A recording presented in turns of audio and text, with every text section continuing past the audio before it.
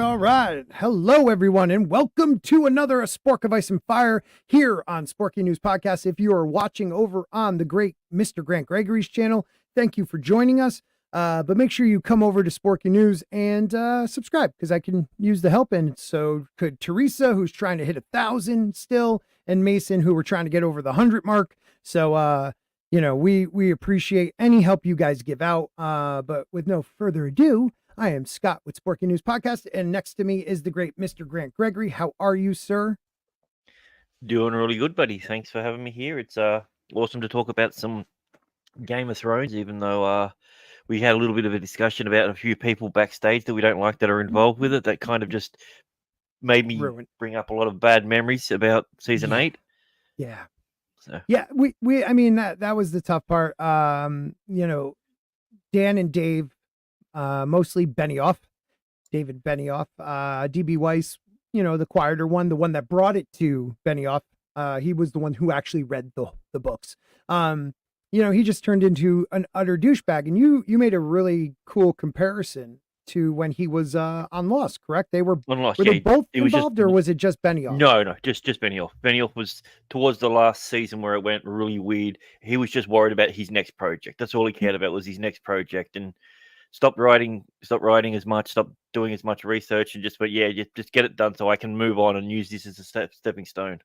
Yeah, and how did how's that Star Wars trilogy come along? That Star Wars trilogy is they're killing it. They're killing it.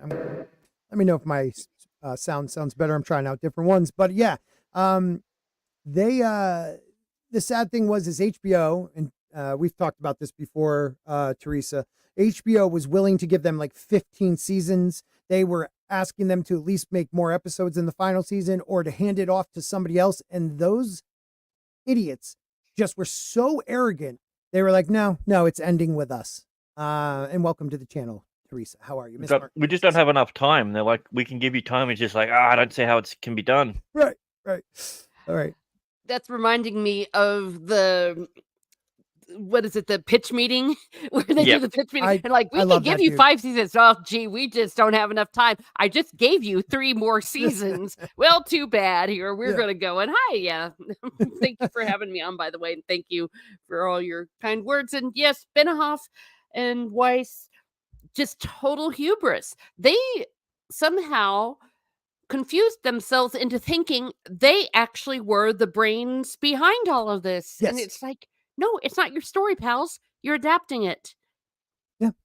I mean, they got to the point where Benioff talked about it like he wrote the series, like the books. He wrote everything. Like, the guy was literally by that point, we were discussing, like, they had, and you guys were talking like the behind the scenes after the episode. I was talking about, like, there was like an hour special after the last episode of season 8, and I can't remember what it's called, but it was like behind the scenes of making of season 8. And like, you barely saw those guys on set. And when they showed up on set, people were like, oh my God, don't make eye contact. You'll melt, or they will fire us. Like, they just walked in like Benioff walked in. Here's the thing. When Benioff introduced himself as the prince that was promised, you knew it went to his head.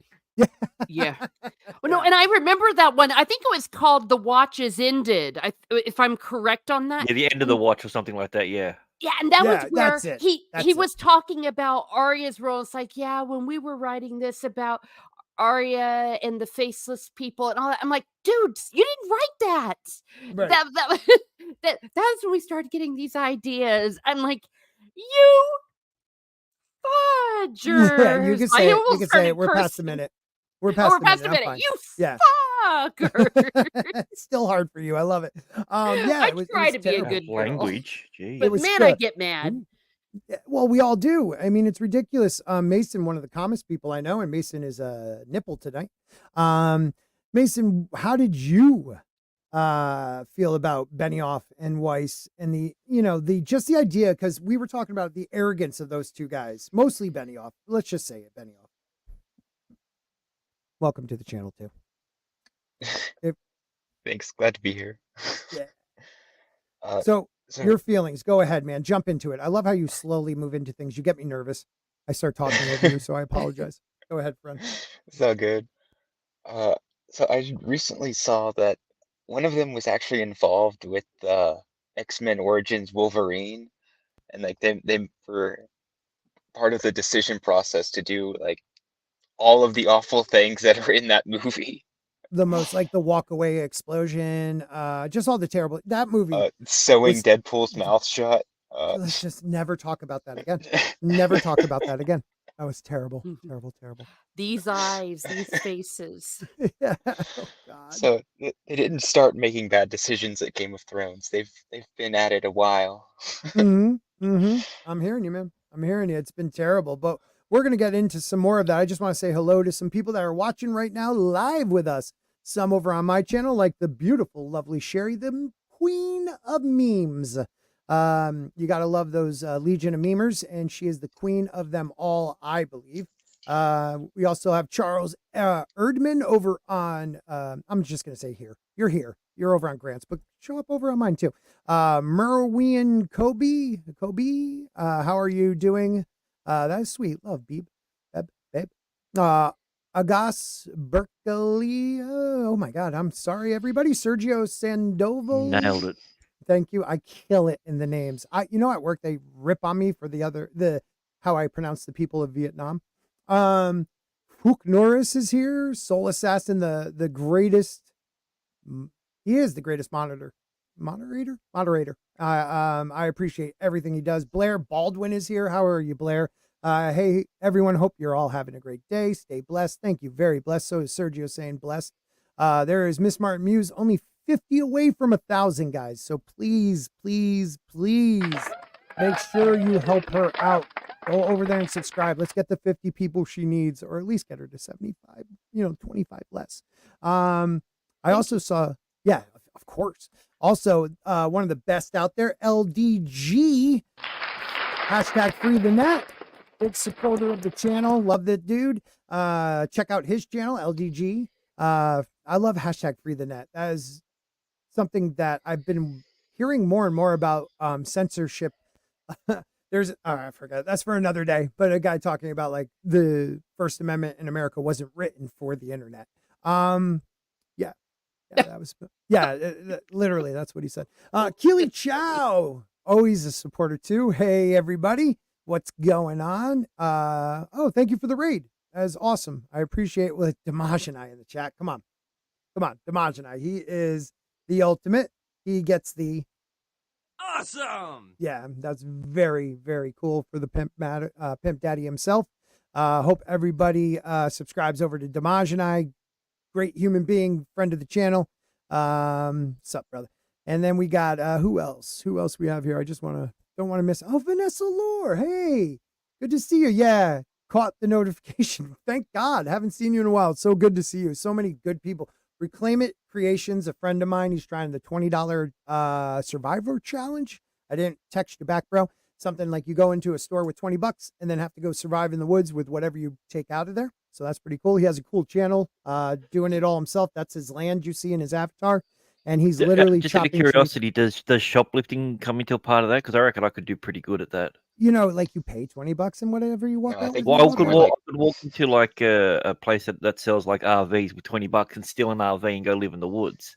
Does that count? Why not? I think that stealing's more like urban survival. Well, nowadays it's no longer called stealing. It's just walking out. It's called Brian reparations. Reparations, exactly. The wrong type. Brian McCann in the house. He says, I'm late for an important A Song of Ice. Oh, well, he was watching a Song of Ice and Fire, lore stream, deep one, and more. Whose channel, dude? History of Westeros has awesome streams. I mean, they go deep into houses. I love their streams. Soul Assassin said D&D are irrelevant. So I just got a message. Apparently, I've mixed up my bald-headed Jews with each other. I was thinking of Damon Lindelof. Oh, okay. So, I was confused there. Yeah, because Benioff isn't bald either. Benioff has a freaking. No, I was thinking of Weiss because he looked Weiss and Lindelof look very similar. Like, yeah. So that's yeah. So that's all right. A correction at my end. You being, Jew, you're allowed to screw those things up, I guess. Now, like their careers, because I can't say irreverent. I can't say that. Okay, they rushed Game of Irrelevant. Why don't you say that one more time? Irrelevant. See, I can say it after you say it. They rushed. I'm dyslexic. Leave me alone. They rushed the Game of Thrones for Star Wars, and that went nowhere. Yeah, it absolutely didn't. Bloodbone says hail. We got some other people like the beautiful E. Clay Thomason. Yeah, reclaim it. I suck at names. I know. D-Day Direwolf. I always love seeing D-Day and Direwolf and some of the other ones, the D-Dayers out there. It's because the knees in the profile picture look like boobs. Is that what you like seeing? I mean, I'm not going to say that I don't love it. I just can't tell what avatar that's from, what anime. Oh, D-Day Direwolf. Mozza has a message for you. He said you're a slut. Oh, wow. Slutting it here. Yes, Demajanite is a superstar. And a pimp. And a pimp. And yeah, Westeros. Oh, David. Yeah, those two do great. David Lightbringer and History of Westeros, which dude, the guy from History of Westeros and I used to get like in 2020 get into because he's completely one side. I'm a little bit more farther on the other side, but not that far. But we used to get into huge debates, and but I still respect the dude. And then you have Vesher mi amor. Fan suck my ding ping, I adore. Anyway, it sounds like someone from Vietnam would say. Yeah, right? Vietnam. What are those people called again? Vietnamese. Son of a bitch. I'm never going to get that right. They make fun of me at work because of it. That's what happens when you do it on YouTube. It's forever. Well, thanks for all of Scotty's work friends for watching. Yeah, thanks, guys. So anyways, we were Miss Smart Muses in our DM before we get into like the House of the Dragon stuff and the what if. She brought up something from October 22nd or October of 22, excuse me. And I think it's kind of interesting. And if you don't mind, Teresa, just give a little background on what this one was about. Okay. Well, first of all, he starts rambling about football, American football. So can I bow down and thank the Lord of the universe that I can now quit defending this man and start hating him? Because also, like last he's week a I Jets had fan. Yeah, for feck's sake. I had to defend that man the whole of last week, and I think it killed my soul a little bit, but darn it, I have to be honest. So I'm no longer have to defend the man anymore. Yes. So he's talking about American football, rather. But he's talking about the House of the Dragons, and some of the conversations been going back and forth about, how long is it going to be? Is it going to be 6 seasons or whatever seasons? And he had said that it was going to be 4 seasons. Before he gets to that, he talks about how awesome Patty himself was. I forget what his last name was, but he totally deserved an Emmy. He didn't get did I say an enemy? Emmy? He should have gotten a friggin' award. Anima, whatever. Enemy, Patty Considine. He should have gotten an Emmy for it, but he didn't. Because no one ever actually gets one. Dude, he wasn't. He didn't even get a nod. That's what I'm saying. That's like, disgusting. He didn't even get a nomin. Like, how? How did something like that? Like, I mean, he took a character that was their favorite scene. Yeah, their favorite scene from season 1. 9 out of 10 people will say it's him walking to a chair. Just walking to the chair, right? And let's just put it this way: he took just a deadbeat dad who was a drunkard king, and made him someone we all cheered for. Like, you know, like he made us realize like everybody considers him one of the worst kings in Westeros. And now because of the way he handled the character, he's not one of the worst. He's just one of the more indecisive on certain things. But I mean, shit, how many times does he have to say his daughter is the queen? You know, she's the heir. He wasn't as indecisive as we all led to believe. Exactly. Maybe that's a better way of putting it. Yeah. He was decisive, but just about the wrong thing. I still think he was wrong to make his daughter the queen. But still, he made a decision and he stuck with it, which is what you don't get when you read the book almost. It almost feels like he's flippant about a lot of things. I don't know. Or maybe the decision, don't marry your mate's daughter. Yeah. That too. Let's go with that one. Yeah. Episode 3 was the one that just like sold me on the show. Like I was like enjoying it for episodes 1 and 2, but episode 3 where he's like standing in front of the bonfire and he's like almost crying about how his dream of having a son named Aegon killed his wife. Yeah. That like sold me on the show. I was like, okay, this might be my favorite character. Yeah, and just how he plays the deterioration of that character. Like you see him like you almost feel like the man himself is slowly getting sick, like episode after episode. Like when they're hunting the white deer, you know, the guy played it brilliantly and he got screwed. But back to what this was about. This is about, you know, him talking about House of the Dragon. And what was the point we were looking towards, Teresa? Well, more specifically to how long the series was going to be going on for and what was the content going to be. I referred to this, I think, several episodes back of your show, but I didn't have the source with me, but I found it. Right. It said we're looking at, he says, what, 4 seasons? I think it might be it's a little further down because he rambles like a lunatic. Yeah. He like writes this thing like he's on meth. Now. He writes it like he's on meth. Yes. If he he's was, wrong get about things this, done quicker. But right on J.R.R. Tolkien. Okay. Yeah. I think it's right here. Yes. So he says by the time, he's talking Beauty and the Beast. If the House of the Dragon had 13 per episode, maybe we could have shown all the things we had to time jump over. Though that would have risked having some viewers complain that the show was too slow and nothing happened. I happen to be of the opinion, I think the time jump was perfectly fine because we wanted to get to the dance. Well, and it also was, you had the debacle of season 8, Game of Thrones for most fans. A lot of us goes farther back, but season 8. And then to sell this, they decided to, I felt rush, but I understood why they rushed the 20 some odd years. It's because they were worried if they went slower, they would lose the normie audience, which is the bulk of who they were trying to pull in. I don't think they realized how much the fan would actually support the show, even though it wasn't perfect, but it was better, you know, than anything we got in the last 4 seasons of Game of Thrones, even with a House Valerian, you know, being not elf-like. Anyways, so I think that's why, you know, the time jumps were needed. And he does say it would have been risky if they went too slow for most fans, I would say. Yes. The idea that 13 episodes is considered a long season is ridiculous. Well, and he does say that too. He's like, when he was a kid, 39 episodes a season. You know, Beauty and the Beast went down to 22.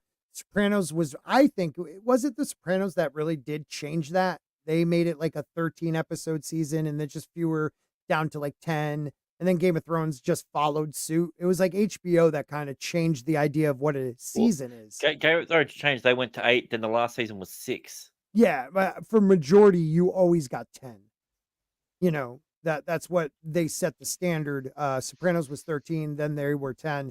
And it's like, if you get 6 now, it's a long, like it's an average season. If you get 8, it's long. It's like, come on, man, give us at least 10 episodes. Yeah, you're having a lot of like movie director or movie writers come in and they're moving to prestige television instead of just making their idea into a movie. So they're like stretching it out as much as they can. Yeah. And then you get like 6, 8 episodes. Well, look at Rings of Power. I mean, I wish it was less episodes, but it had 8. And then AMC Dark Winds is only 6. Like, what, like, they're just because their production value has risen doesn't mean as a consumer I want less. Like, I don't care if you're spending more money. We're watching it. We are supporting it. Give us at least a 2.5 month, long series if you're going to do it every week, episodic, instead of like binging it, which I am happy to do. I think Amazon does it smart sometimes, which is shocking to say, but I do like how Amazon will drop like 3 episodes and then Three go weekly. episodes, and then you'll get the next 10. I think that works. Right. I love that. Like, cause it sucks you in and then you're willing. When you just binge it, which was a cool formula for a while, when you just drop the binge idea though, it's done. You stop talking about it like 2 weeks later. It's done. It's over, and that's not how There's only very few exceptions where that's not the case. Something like the Squid Games or right. I can't wait for that. Stranger Things. But I mean, you're talking about maybe 3 or 4 out of 100 less than for a 1%. year. Yeah, less than 1%. Yeah. Over 100 it would have to be if it was less than 1%. But it just that works in the last 10 years, I would say. But here it is where you were talking about, Teresa. It is going to take 4 full seasons of 10 episodes each to do justice to the Dance of the Dragons from start to finish. So this was before we got it, correct? This was 2022 and we got it no, wait a minute. No, this was when as it was coming out. Okay, yeah, you're right. Because he was talking about how the Sunday nights were a very exciting time for him at the beginning of this blog. You could tell he had a little bit of joy that maybe he'd lost from the Game of Thrones that killed his soul a little bit. Mm-hmm. So I agree. I remember looking and enjoying the fact that so many people were enjoying the show, though I was at a place in my life where I couldn't really watch it until my mother wanted to watch it with me. But it really did bring back some of the magic, because when House of the Dragons was good, it was damn good. And really when was. it was pedantic, it really was pedantic. Yeah. You could just tell. It's like, I'm really hoping as they go forward with the Dance of the Dragons, they just tell the story instead of pausing to give us the most ridiculous birth scene we've ever seen in our lives. Like even the most ignorant midwife from the first century AD would not have been that ignorant as these people were in these. I know, like there was. It's almost like there was a conspiracy that the Maesters had against the family or something. Yeah, like killing the babies or something. Yeah. Yeah, real quick, I'm gonna have to hop off. But all right, brother. Good talking with you guys. Hey guys, we will work on it while you are gone, my friend Mason. We're gonna work on getting you to 100. Where are you at with your subscribers? Around 70 something. I think so, yeah. Okay. So guys, please make sure you subscribe to Mason. I know the great soul assassins out there somewhere, and maybe you could drop the link for Mason. The dude deserves it. Please help him out. Yeah, I appreciate anybody that wants to sub to me. I appreciate you. Thank you, man. Yeah, thanks for letting me hang out for a little bit. All right, brother. Hey, buddy. Yeah. Hopefully you can make it longer on some other ones. We'll talk. Maybe we'll adjust something here and there. Yeah, all right. All right, brother. See y'all later. Peace. Take care. Also, we have One Man Show in the house. What's up, One Man Show? Brian says Gurm released mini books fleshing out the past instead of working on the main story. I wouldn't say mini books, but maybe you're talking like, Dunk and Egg and stuff like that. But I mean, Fire and Blood's a pretty big, it's a good size history book, which it wasn't really even him. Like, I think it was his fault, but his publisher wanted that book too. And I think they knew that House of the Dragon and other things were in talks. So they wanted something that people could read and then go watch the shows. So I think that I'm not defending him, but that was partly it. Vanessa Lore says, I really wanted to see the Lyanna storyline. Yeah. I mean, we kind of got like we were going to see Rhaegar and Lyanna and see more of it through Bran's eyes, and it barely, like there was so much about the actor being cast for Rhaegar. Like, it was such a big deal before the season, and then he was on for like a couple seconds. You don't even get like him saying anything, like any of the even stealing from Danny's vision and being like, no, there must be a third, something like that. Those are her boobs. Just an AI art character I thought up. Oh, okay. It looks like an anime like series, like, the one where the guy always gets the harem. He has to have the one elf girl. There's a good one. I think it's something The Ring, where the guy's like the ring king and he has to get 5 rings, 5 different princesses, got to marry him. Let me guess. He woke up one day and he was a pizza, and now he's transported to a land of pepperoni or something. Kind of close. A girl he meets in the woods at a young age becomes his best friend. Of course, they grow up and she's a hottie. Well, she and her grandfather are actually from a different dimension, and he follows her, and she's like one of the ring princesses, and she's supposed to marry this other dude, but marries him. Good show. I'm going to start doing anime reviews, hopefully with that anime guy and a couple others. So stick around. So specifically anime or isekai? I love isekai. I mean, when I say it's usually isekai, but no, there'll be maybe others. I mean, Reclaim It, I should probably have him on too. He's a huge anime dude. He's the one that got me into not just listening to dub, but reading, doing subtitles. So I got to give him that. I think we're done with the birth scenes. Yeah, guys, the birth scenes were just enough. We had enough. We get it. That's their battlefield. We get it. Yeah, it's an isekai. I was talking about Liana, not Liana. Lena, not Liana, but hey, that would have been good too. Oh, are you talking about? I think that's what Vanessa meant. I think you said it right, but spelled Liana twice. So the girl who died by having the dragon killer, is that Damon's first wife or second wife? Second wife. Yeah, well, that's what they did in the stupid TV show, which was really stupid. Right. It was like, wow, we're going to show. Happened in the book. Do you explain what happened in the book? Because I kind of remember it. She was definitely much harder, like hardcore in the book when she found out she wasn't going to make it. What? Well, yes, it was completely ridiculous for starters.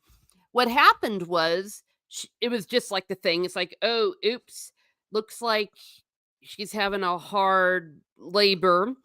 She gave birth to the baby, and the baby sadly died. Scaly?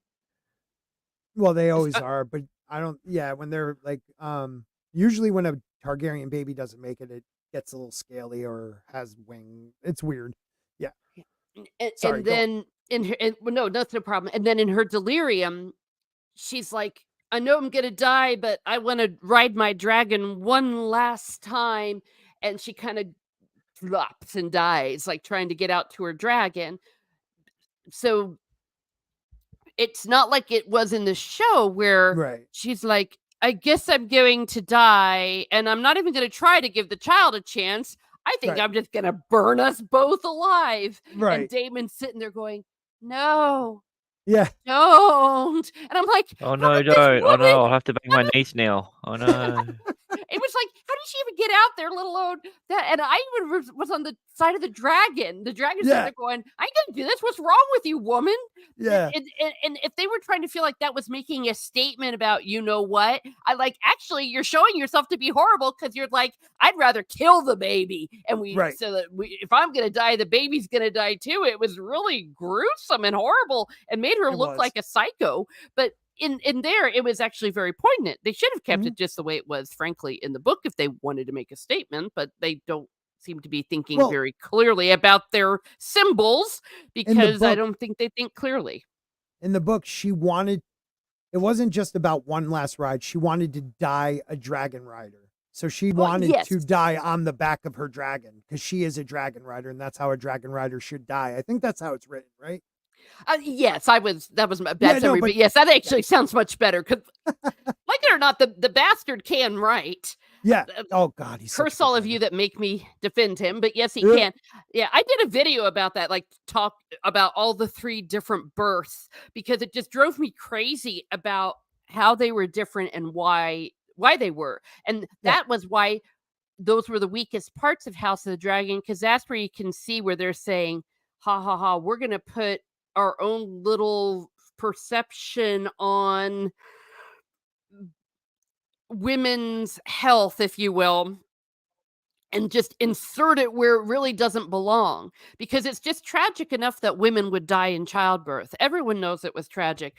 It Yes. made it statement by itself without all of the things making the men, including Damon. It made Yes. Damon look like a little bitch. Yes. Yes. I mean, we all Which he know was not. men. Well, we all know men don't have any power when it comes to birth. You know, like we're just there to watch. You know, we do feel powerless. Like it's a powerless position to be in. You can't help. You know, like you're just hey, you know, that doesn't help at all. You're really there to be yelled at and then forgiven and yelled at again. But it did. You're right. It made the men seem, you know, just wrong. Like, look at Viserys. He literally like decided like, no, my wife's not that important. That's how it comes off. Like, my wife's not that important. No, the baby needs to be born. And in the book, it comes out that way. Like the baby, yeah, you feel more like his wife didn't mean as much to him as you do in the show. I don't know. Maybe for me. Well, there was never any regret or self-reflection on it. Right. No, Maybe that's it. Yeah. Well, no, like in the book though, it was just stated she just died in childbirth. He didn't have anything to do with anything. Right. Right. But in this, yeah, you're right. They made it look like what a prick. Yeah. And also just a total misrepresentation. It drove me insane. How many people said that's the way it used to be in the Middle Ages? I'm like, no, it didn't. That was certainly not the way that they viewed life back then. You could never sacrifice the mother for the child or vice versa. It was and against her will, even the way they made it. They tricked her. It's like, yeah, dude, that was horrible. And it wasn't what George wrote. You see, that's where you can tell when George didn't write it. If something comes off as being asinine, you know it was Hollywood going, let's make a point for a modern day. Yeah, like they're holding her down and she's like, you could tell she's terrified because she doesn't know what's going. Oh my God, you're so right. That was like one of the worst scenes. I was like, no, this isn't what happened. At least this isn't how it was written. Like, she was tricked into just, hey, you're here to give birth, you know, and it was pretty horrible even in the series, even though you do feel that first episode, I felt like pushed whatever the message was more than any other episode did. I definitely felt that, and I felt like that was what they were trying to go with that. But anyway, you might want to check what Brian just did. Yay, okay. Brian. Oh, wow. I want to quickly say hi to the Ginger Ninja, one of our friends. Feel free if you want to come on, just let me know. Zax is here too. Ginger Ninja, Zax, they both have great channels. Even though, you know, Zax is bigger than mine, and since then he never comes on. But hey, that's just who I am. Good luck, Chuck. That's a lie. I'm defending Zax. He was on you, BASTARD. Now you're going to make me sin. Damn it, last week you made me defend. No, you didn't make me. Other people made me defend Martin. Now I'm having to defend Zax. Fuck. I love it. Yeah, because the Ginger's a fan too, and Zax is a fan, but he doesn't come on anymore because he's a bigger channel. Marby Dog is in the house. What's going on? I love messing with him. Vanessa says no. In the books, he was very attentive to her. He went far and wide to find her the best maesters. He spends days by her bedside. Are we talking Damon? Or are we talking Viserys? And this dude, what? Brian, my man, gifted 5 Sporking News podcasts memberships, and that's pretty much, unless you're one of my diehard members, that's the only way I get memberships now. So yeah, I love you, man. That is awesome. Thank you so much. You, LGD, you guys, everybody. I really support. I was about to say I really support you guys supporting me. No, I really thank you for the support. Yeah, I do. Oh, Jim Donegan's in the house. You can't hide. Jim's there. All right, Jim's a new one. Keely deserves it. So does Small Times. Release McCray. What a great group to get those gifts. So thank you, bro. Thank you. Brian is the man. Brian is the man. Always supporting my channel. And she was talking about Damon too. Huh? He was talking about Damon. He was? Where? I'm yes, sorry. yes. Okay, Oh, yeah. he was. Yes, he You're was. Yeah, very in the attentive. book. Yes. Yeah, Yes. it was in the TV show where he had a dying pregnant woman outrun him for crying out loud. That's the part that kills me. You know, it's like I know the house was big they were in, but like your wife, who he really loved her. Like That's why they made her black, because she's athletic. Right, she was just quicker than him. Oh dear, no. Well, it was like the script says she has to burn herself and her baby alive to make a point about the patriarchy. So I'm gonna have to run real slow and stop. Yeah, well, Flaccid said it. What he did on that island thing where he beheaded, he just like a berserker. Yeah. Well, Flaccid said it earlier, like, and many of the YouTubers and many of the people that are in the creation of, including George R. R. Martin of House of the Dragon, Game of Thrones, they're very left-leaning. So, like, we get it. But like, you can give us your left-leaning ideology, but do it in a smart way. Like they just crammed it down your throat. Like you're treating a character. If you're going to give us any sort of public politics, it needs to be done with some nuance. Whether it's left or right, it doesn't matter. No one wants to get that shit shoved down their throat. Yeah. Nope. I don't know, man. Thank you again, Brian. You're the best, dude. We also have One Man Show on Rumble, so he's on both. And Rumble streams without problems. This issue has to be on YouTube's end. What's the issue? I don't know what the issue is, but I know that Rumble's been killing it and making it easier to stream on the platforms we use. So thank you very much. Welcome, my Iveth Pez. Welcome. And if you guys, again, if you're over on, I don't know, I can't say people's names ever. It's Spanish, I think. Oh, yeah. Well, the little thing squiggly tells you, doesn't it? Because like if it had 2 dots, I would say, oh, that's like, Stig. Oh, no, Stig's a different person. Oh no, but his 2 dots. That's more German. Stig has the weird, like the little slash through the thing, and like a U over it or something. Yeah, I don't know. The bastard even sold me on it too. An umlaut, and he's like, "Oh, Stig." You're like, "No, that's German too." You're like, "Oh." Well, technically Norwegian's Germanic, but we're really going to lose people here. But that's what I meant. Yeah, here's another issue though: is talking about things that they ruined. What they added, the birth, and that ridiculous Rhaenyra. I can't pronounce these people. They all have the same friggin' name. The princess that should have been the queen, who just sat there and went, "I'm on a dragon. I'm on a dragon at the coronation. I'm on a dragon." And my mother, who's blind, I'm sitting there describing this to her. I'm like, "Well, she's there," and she's like, "Yeah, I can hear, but what's she doing?" And I went, "She's staring." And then she just flew away. Well, it wasn't hers to do. She exactly to win the people back, she decided to destroy a temple that they like to, an area they like to go in. Oh, and by the way, murder a bunch of bakers. Well, that's what we gotta. All right, quick, so everyone knows what we're talking about. In the above the dragon pit, what was that? A cathedral of some type of Was it the dragon pit? I don't know what that was. But it was definitely over the dragon pit. Yeah, whatever it was. They were doing a coronation in this building. Rhaenys snuck out, got to her dragon, and instead of going out a tunnel that leads you to freedom, she came up through the ground, killing small folk left and right. Like, "Mommy, I'm so glad I'll never forget the day Aegon II was coronated. What the fuck?" Boom! And she literally went Danny on him. She did. Maybe she heard bells. But she was, but she was too much of a bitch because Danny would have burned everybody. She literally had in her sights. No bells.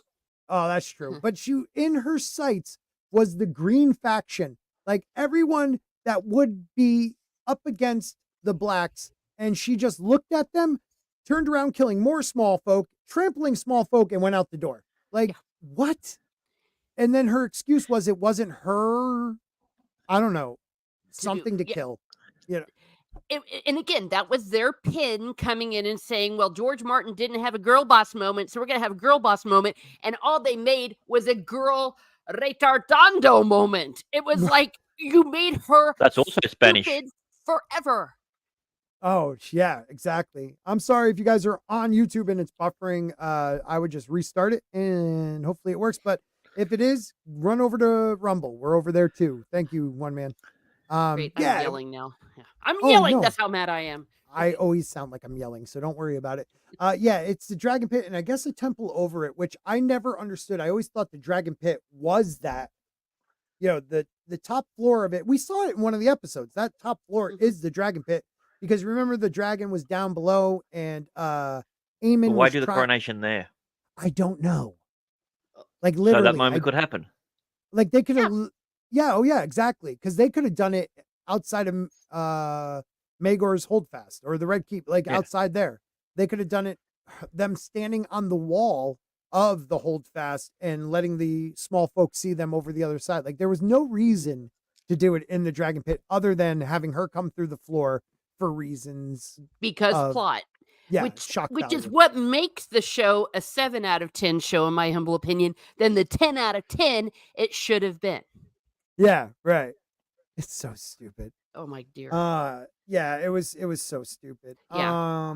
But this is a very long way of me saying if he doing the Dance of the Dragons, if now that they've gotten us to the Dance of the Dragons, right. And they've got 3 seasons to finish up the whole party, they have got some serious badass battles and campaigns that they can do and make them last and not do it like the stupid long night. Give us some seriously good stuff. What is it? And they don't have to really rush it though. No, I mean, if you they can take their time. Yeah, 3 seasons, 10 episodes, you could do a year and a half easily, you know? And like the final season would be, I don't know if you want to spoil what happens, but everything that happens. Yeah. And then an epilogue. And they've got it right there. Ginger's right too. That episode almost killed it for me too. They've got to have something big in the second last episode. And that's what they chose to do. Yeah. But it was big enough that he died and they had the coronation and like, oh crap, it's gonna hit the fan. But no. Mm-hmm. Yeah, it was stupid girl boss with a dragon. Yeah, girl boss with a dragon. She's not even a boss. She's just because if she was a boss, she would have burned everybody. Yeah, and everyone would have been okay with that because they were too dumb to live. Gosh, Alicent, the way they have her in the show, she needs to die. Yeah. The young Alicent I liked because you couldn't tell if she was playing. Like there was moments where you felt like she fed off of the seduction of the king, but other moments where you realized she really felt bad that she did that to her friend. I thought they were great. The girl who played Millie Alcock. Yeah, she's going to be Supergirl. I think she's a great choice for it. I think she'll do a good job. Also, I'd like you guys to know, put from 1 to 10, 10 being the best, outstanding, 1 being I'm not watching season 2. What did you think of House of the Dragon season 1? Because I would give it a 7.5. I would say a 7.5. I enjoyed it. I enjoyed it more than I thought. But I think things like that dropped it from being a solid like 8.5 for me, 9. Like those moments where there was just like the birth type scene shit and her not killing them and the Black Valerians, like it just was like, why? Yeah. I'm happy with a 7.5 to 8 quite happily. Yeah. I think that's something that I could look at and go, yeah, that makes sense to me. Though there are certain episodes that I think it had a really strong first episode. I think the first episode was great, and it did what it needed to do by hooking us in. Even with all the shit that they did with it, I still enjoyed it a lot. Yeah, it's the characters, I think. For me, a 7.5 is way higher than I admittedly would thought it was going to be shit. So I was pleasantly surprised. I enjoyed the season. What did you say, Teresa? I'm sorry, I missed it. Yeah. I said it's a 7 out of 10 because they also made the big mistake of reminding us that all roads end to Arya flying through the sky like Superman and killing the Witch King. Yep. They didn't have to put that into the show. Yeah. If they had just pretended it didn't happen, none of us would have been mad. Yeah. I'm with you on that too. Also, yeah, you're right. They did. They left out and kind of messed up the Green Council stuff. You know, it was a coup. It was awesome how they did it.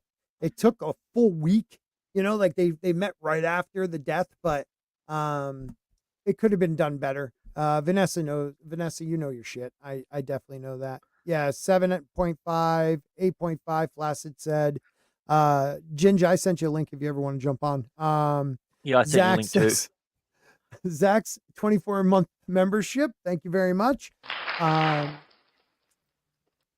Scotty likes Alcock because she's not Vietnamese. Wow, that's in so many ways, that line sucked to read. Alcock. Is it Alcock or Alcock? Alcock? I'm not sure Alcock. what that is. Alcock? It's Alcock. I like how you say that. Cock. Yeah.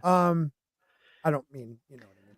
Anyways, well done. Well done, Zax. I give you 8.5 out of 10. Hodor, haven't watched yet. It was good, man. If you haven't watched Hot D, it was good, Brian. I actually did enjoy it. Jeez, Hot D, Alcock. What sort of stream is this? I don't know. Give him the D. But all reason I'll tell you to watch it, because I know how much of a fan you are of the source material, is just watching how Patty plays the king.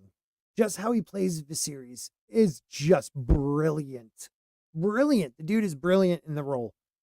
Like, if it was just scoring on his acting alone, I'd give it 11 out of 10. Yeah, I did it. Yep. I was actually excited for the next episode like I was for the Game of Thrones series. Like, when we were covering it weekly without Gary showing up every Monday night, we watched it. It was fun. See how I slipped that in there? A little dig. Boom. We had a ball. I mean, every Monday night we got together, and we're going to do that again this year and talk about it. Because I know some people like to do it right after the episode. I like to give myself a full 24 hours to really like soak it in and maybe even watch it again to see if I missed anything, see if I, find anything. It's fun to like, I don't know. I like looking for Easter eggs and shit like that. But are you guys looking forward to season 2 on the panel? I am. Because 100%. We're gonna have to go back and watch it again because I don't like this 2 years gap between. Should we run it through again? Should we do each episode? Maybe we could do that before the season. Sometime if not maybe in May. each episode, maybe do it in blocks. Like we do the first third, which is we call it the past stuff. Okay. Oh. Yeah, and we'll then do like building maybe, up to. How many episodes were there again? 8? There was 4. I think it was the 4th one where it all changed together. over. But no, all together. 10. There was Altogether, 10. there were 11, I think. Yeah, you Was might it be 11? I thought it was 10. I think Okay. maybe it was just we 10. could do. Yeah, we could go 4, 4, and 3, or whatever it is. We'll go 4, 4, or 4, 3, and 3. But we'll do it. We'll do like a 3-week thing where we go over it. I think that would be fun. I definitely do.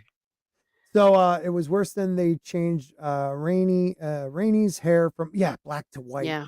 It makes no sense. Dude, the seed is strong. Exactly, man. Yeah. Those Steve are wasn't the so little strong things. after all. Exactly. But those are the little things that piss me off. It's like, like people think, oh, you just don't want people to be black. No, I was pissed that a white woman had silver hair and not black hair, because it is so much of the story from Game of Thrones, of Song of Ice and Fire in general, is about heritage and about, the lineage of people and, they put the hair in heritage. Yeah, there you go, bro. Ooh, well done. wait. Well done. Well, that was not what I meant to hit. Oh, I appreciate that. Wow. That was Oh it. my. Anyways, but it's so important. And when Robert's bastards, Ned figuring it out because they're blonde haired, and every other Baratheon, no matter who they married, their kids were dark haired, and then they go and change Rhaenys. It's like, dude, you don't get it. You just don't get it. Those are the moments that really piss me off. Yeah. Which is why people that are concerned that it's gonna go off fly over go straight cuckoo's nest, crazy, cray, stupidity. They're not coming out of left field with that. Mm-hmm. You're right. It's a very common thing nowadays that the first season will be mostly good to hook us all in, and then it goes straight to hell. Well, I'm worried about this season. That's what I'm worried about. And I don't hear anybody saying that they are. You know, like you get the first season, that's great, like you just said, and then they start getting, and really what it is they're getting more of the studio's notes. You know what I mean? Like more people getting involved and trying to force how they run the show. You know, I really want to, but I've got a ton of work. Yeah, I mean, watch it when you come in, or just watch us, and we'll tell you how it goes. He might show up, yeah, and he will be in the thumbnail again, because why not? And the black people think you're a dick. So I want to read a little bit of this, though. But first, we'll read the great Mr. Grant Gregory, member for 23 months. You son of... All right. Mr. Grant Gregory, member for 23 months. The very rural Vietnamese vehemently viscous in his venomous vernacular, and Vietnamese vicious viper vapes on vacation in a Vietnamese Volvo. Did I get close? Apart from the Vietnamese part. Yeah, what was the one after the first one? Vehemently. Vehemently. Oh, okay. Not too bad, though. Vehemently. Well, actually, we probably say it wrong because we're Americans. Yeah, go America. Oh, thank you, Zach. Awesome. Yeah. Thank you, Mr. Grant Gregory. Maybe once we could be optimistic for once. I really am. I'm trying to be like, I'm excited for season 2, Vanessa. Like, because I was one of those people that didn't think it was going to be good last year or 2 years ago. Like, I am ready for a great season, but I am not going to shy away from the idea that the studio can get involved and screw with shit. You know, I'm really hoping that Ryan Condal, after having a really strong season, like, you know, can take the reins and block those people out, because that's what starts screwing up shows. And I'm with you, Vanessa. I really do want to be optimistic and say it's going to be it did the one thing a lot of franchises haven't been able to do. It actually reinvigorated the fan base. Like Game of Thrones book sales went up again and everything. Like, people got genuinely interested in it again. Fire and Blood started selling through the roof. Yeah. So yeah. I'm just worried that they're going to saw that. Not for a while. Like Doctor Who when it came back, but that had a huge break. Right. But yeah, I don't know. I'm happy about the series. I think it's going to be good, but I'm just worried that the people who have the power that don't have any of the vision are going to be able to interfere with it. Yeah, and you know, and with the Lord Corliss actor, he was awesome. Like, don't get me wrong, I now separate, even though they said this is what really happened, I don't. I separate the series from the books. So yeah, because there's no mushroom. Right. Well, yeah, exactly. We don't have mushroom, and mushroom was a major part of how we find out about this in the future in Fire and Blood. But I think the actor did an amazing job. I think he's a great actor. I think there's not one person I can say I thought was a bad choice for their role. Like, the people you're supposed to dislike, they play it great. You know, like Lars Strong. Like, his foot. Like, you don't like Lars? No, what I'm saying is he's perfect for that role. Like, he plays that character where you're like, oh, what a sick fuck. You know, like, I don't think he's a sick fuck. He knows what he wants. He's going after it. Yeah, I mean, he just, killed his brother and dad. It makes sense. A guy that's got a weird foot is into feet. I'm just saying, like nice feet. Yeah, you got a valid point. Yeah, well played. Yeah. Vanessa also says, Alex Moore, I did too. I actually didn't know how much until he showed up in episode 10. He added a lot of charisma to it. Yeah, dude, he's great. He's great. That actor's great, and he'll be in more of this season too. You were going to say something, Teresa. I'm sorry. I was just going to say also, Vanessa made a good point. Really, if they screw this up, all their precious other projects are gone, and that's actually probably the best thing that we have right now for at least the House of the Dragon, that they'll play it straight, because what do they have? The Duncan Egg. They have an Aegon the Conqueror. Yep.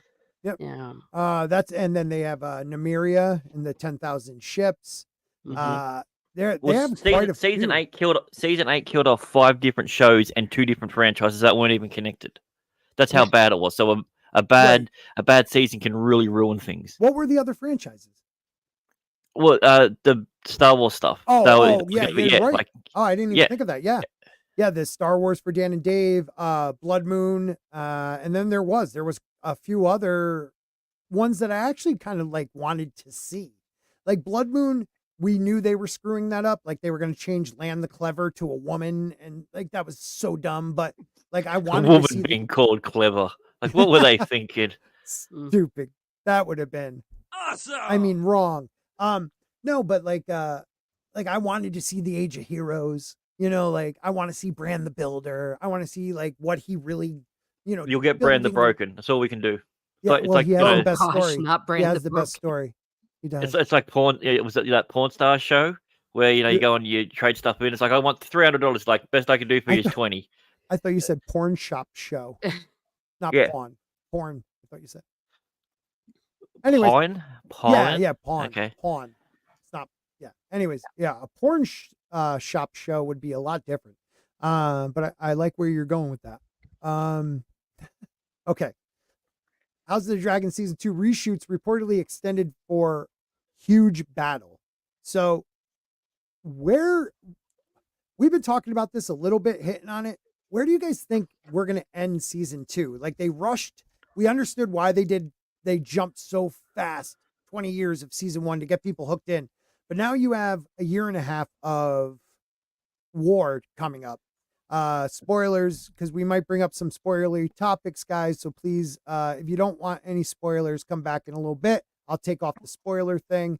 So where do you think Season 2 will go? I mean, we know we want blood and cheese. We know we want this, but will they get to, what's that town? I know the Battle of the Gullet. Yeah, the Gullet, because there are a couple things,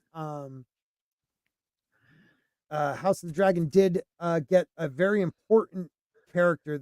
And I will find them. But where do you guys think they'll end? While I look for this, if we're talking for Season 2, we know that they're going to do blood and cheese, and I think that all is going to encompass the first third at least, and then we've got the Battle of Rook's Nest, and I'm sure that they'll be introducing some of the relevant characters there in the middle. And then climax it with, well, I don't know what they're going to choose to do, because I don't think that they want to go further into the Battle of the Gullet. Do you think? Spoiler alert for people. Do you think Rhaenyra ends up on the throne by the beginning of Season 3? Oh man. Well, you have to get past blood and cheese first, right? Because that takes place beforehand. So that's actually that would be the big climax. Yeah. So like Honeywine, Battle of Honeywine. What's it called? Yeah. I'm terrible with the names, but I always think of, for some reason, Lord of the Rings when they talk about that battle. Where they secure Old Town. Yeah. Dance of the Dragons battle. Blood and Cheese episode 2. Yeah, I've seen the Nest, maybe. I've seen the Rook's Rest, not Nest. Rook's no, isn't it Nest? Rook's Nest. Is it Rook's Nest or Rook's Rest? I said Rook's Nest, and then I thought it sounded wrong in my head. It's Rook's Rest. Rook's Rest. Okay, yeah. Okay. Yeah, that's going to be a long, big ass thing. So yeah, if they're smart, I would love for them. I mean, they could do 2-3 episodes on that kind of stuff, and I think they would keep people happy as long as they keep the lighting good. Yeah. Well, I mean, during that, okay, we won't say who and what happens there, but that's a big battle. I mean, that's a very important battle. And I think they did, that might be who I'm thinking of, Lord Staunton. I think they may have got an actor for that role. So if they have Lord Staunton, then Rook's Nest or Rest. See, I always want to say Nest. Rook's Rest will probably be the last thing they do in that season. Correct? Gullet happens before Rook's Rest. Gullet does happen before that? Yeah. Okay. Gullet happens relatively early on. Where Gullet is so now I am trying to put things in my head together because I got to reread it. Yeah, go but ahead. that's what we're saying. Where the theory. Valerian fleets were ambushed Mhm. by the enemy ships. Oh, right. That's in. Yeah. Okay. All right. I was thinking of the that must be Rook rest when Rainey's. I'll just put it like that. Rainey's. That's what I was thinking. Okay. So Gullet was before that, you're saying? Go. Keep talking, everybody guys. Google. Feel free. Yeah, the it was battle a battle of the took Gullet. place during it remains one of the bloodiest sea battle. Okay, so that's the sea battle. Yeah, Yeah, and that was Gullet in was the sea. 130. That's Yeah. So we're in 130 right now. That's when it happened. yeah. It So was after the assault on Harrenhal. Rook's Rest is the one that you're thinking of then. Yes, Rook Rest is the one I'm thinking of with Yeah. Stanton or Staunton. Yeah, that's the Stark dude. No, not the Stark dude. Sorry, the other guys. Yeah, I know. We're all getting like it's something we don't cover enough. So it's like I read this like what 2 years ago. So like I'm trying to remember what is what.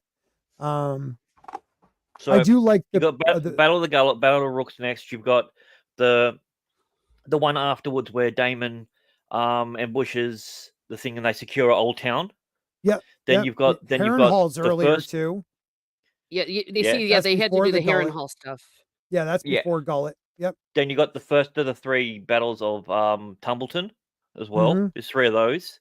Yep. I'm not sure where King's Landing falling and the Dragon Pit stuff. Does that happen? Does the Dragon Pit?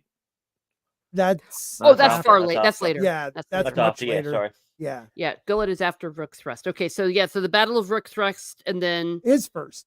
Okay, so that makes sense. All right, so if the I thought battle Gullet was first.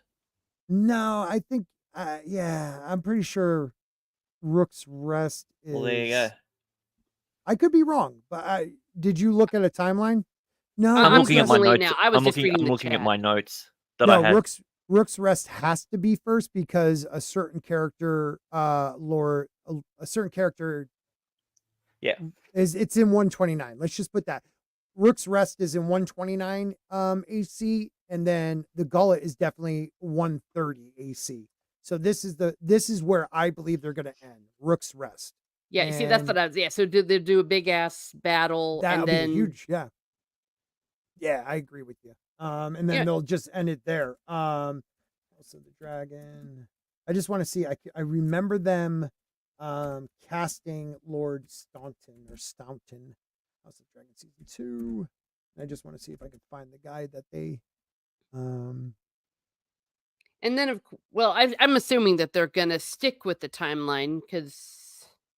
Yeah, they're definitely It wouldn't make sense for them to screw around with that because it's just so strategic, and they did a really good job. Yeah, when they were talking about it in the show before they sent the boys off on their little dragons, they were talking about the strategy and who had what. Yeah, so it's Blood and Cheese, Battle of Rook's Rest.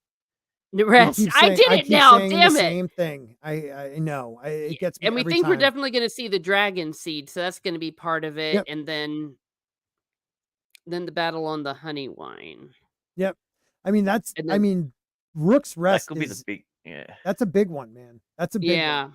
But if that's before everything else, yeah, that's not going to be the last battle that they're delaying everything for. No, it's going to be the last battle of this season. I can't imagine them getting past Rook's Rest. They've got to get past that, surely. They don't have enough time.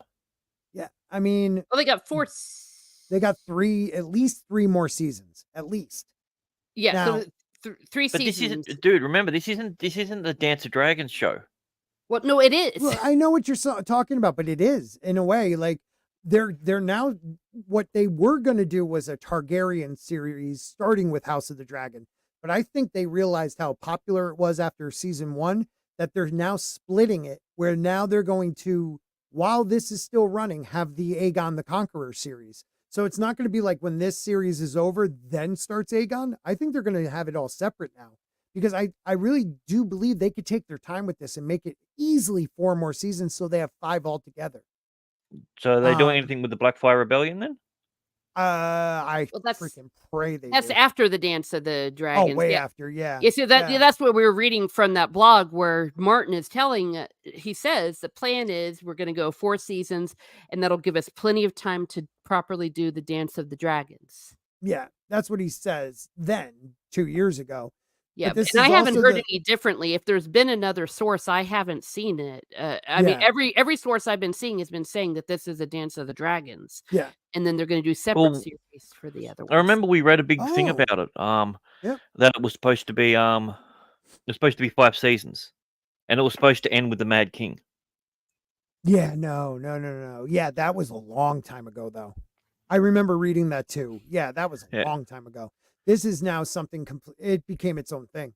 I mean, literally, I believe Patty and and Matt Smith and all the actors really did such a great job that they were like, "Holy crap, people are watching this again." Like, I think they were scared that it wasn't going to be as popular as it has become because of Game of Thrones. And Vanessa says there is a theory out there that they moved Gullet to season 3 because I think they were planning on having that to be the last battle of this season, but because of everything, all the accolades and people loving it, and now they're taking their time every 2 years. I think we're going to get a season. They're going to take All their right. So time. what happens? What happens from where we are right now in story 2, Rook's Rest? What do you mean? Like what happens in the between story? that? Yeah, because I'm struggling to remember. So okay, I don't want to ruin too much for people, but obviously there's Sophie's Choice. That happens before then. yeah. You got Sophie's Choice, definitely, which is a tough one. You got the Harrenhal stuff because Damon's off going around being him, and the Dragon Seeds. We've seen enough from the trailer that it looks like that they're going to be definitely introducing the Dragon Seeds. Oh, definitely, they have to be. Yeah. Let's look at that. Dance with Dragons. My notes are in my suitcase. I need. No worries. Let me be back in a second. I took them the last time with me. Take your time. I'm just gonna look at a timeline. Let's see, Dance with Dragons, just so we can get major event timeline. This I don't need the Dawn Age people.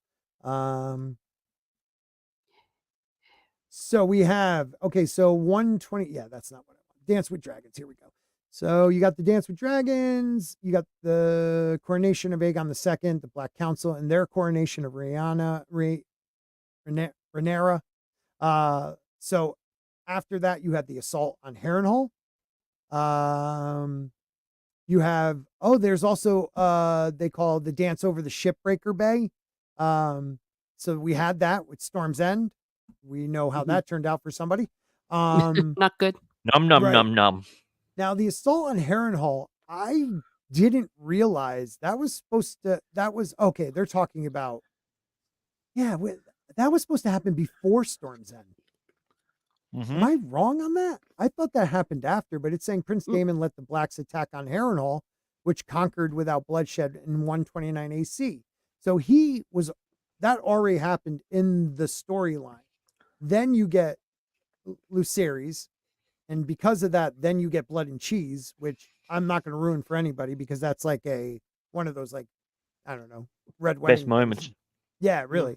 I could see them definitely opening it up with having the Harrenhal stuff with Daemon because that'd be a badass way to start it off. Definitely, and they do have. Don't forget, you got the Blackwoods and the Brackens, the Civil War in the Riverlands, and we know they're bringing back the characters from both those, the Brackens and the Blackwoods.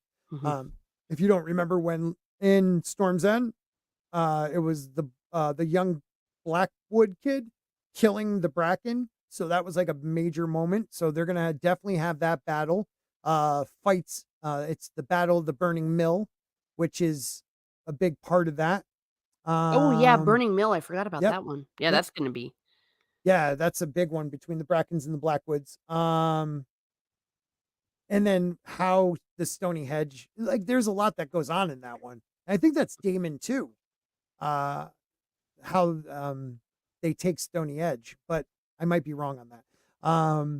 Well, and we will get to know the Starks and some of those little alliances there. And I think they're actually having one of the characters that we weren't even sure was real.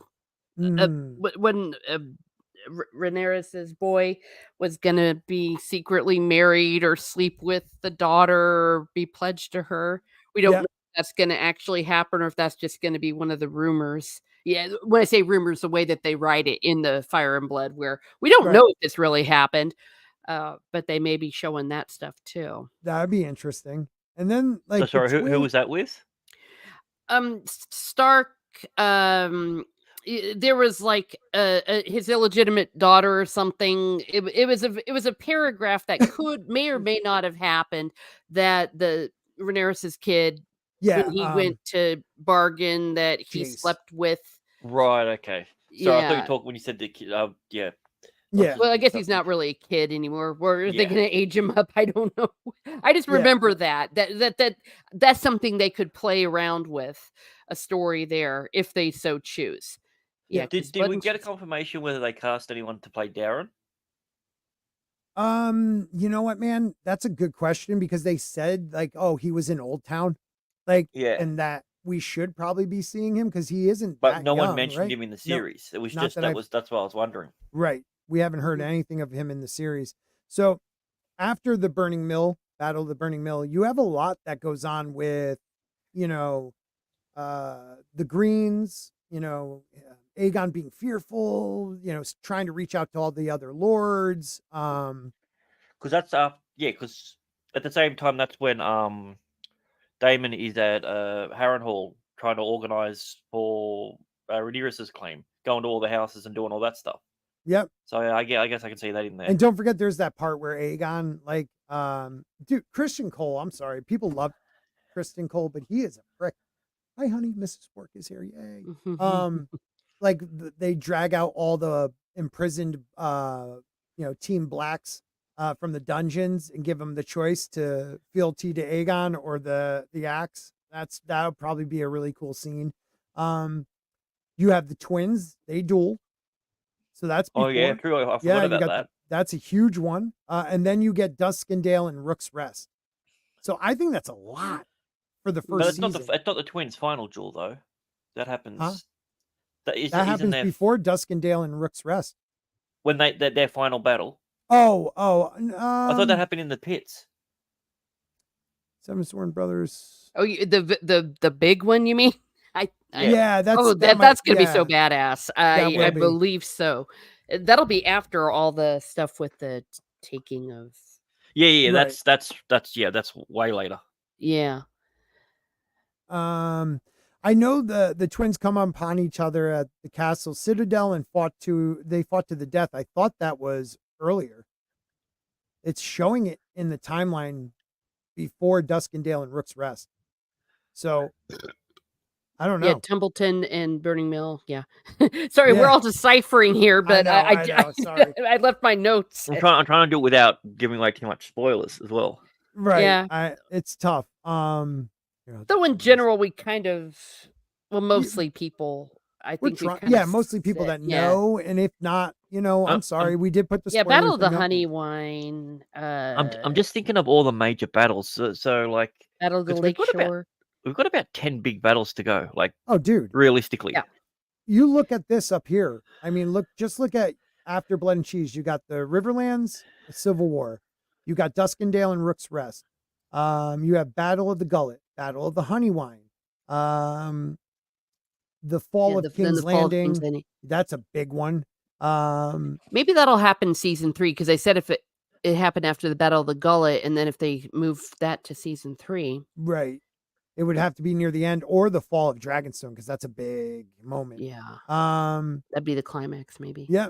Battle of the Above the God's Eye is a huge moment. That's a big one. Yeah. That's a huge one. And then because you got the dragon pitch just after that. Yeah, spoiler in there, everyone. So if you haven't read it, it's coming. It's big coming. Spoiler. There's a lot of spoilers, but and then you have the Tumbleton 1 and 2. You have that one.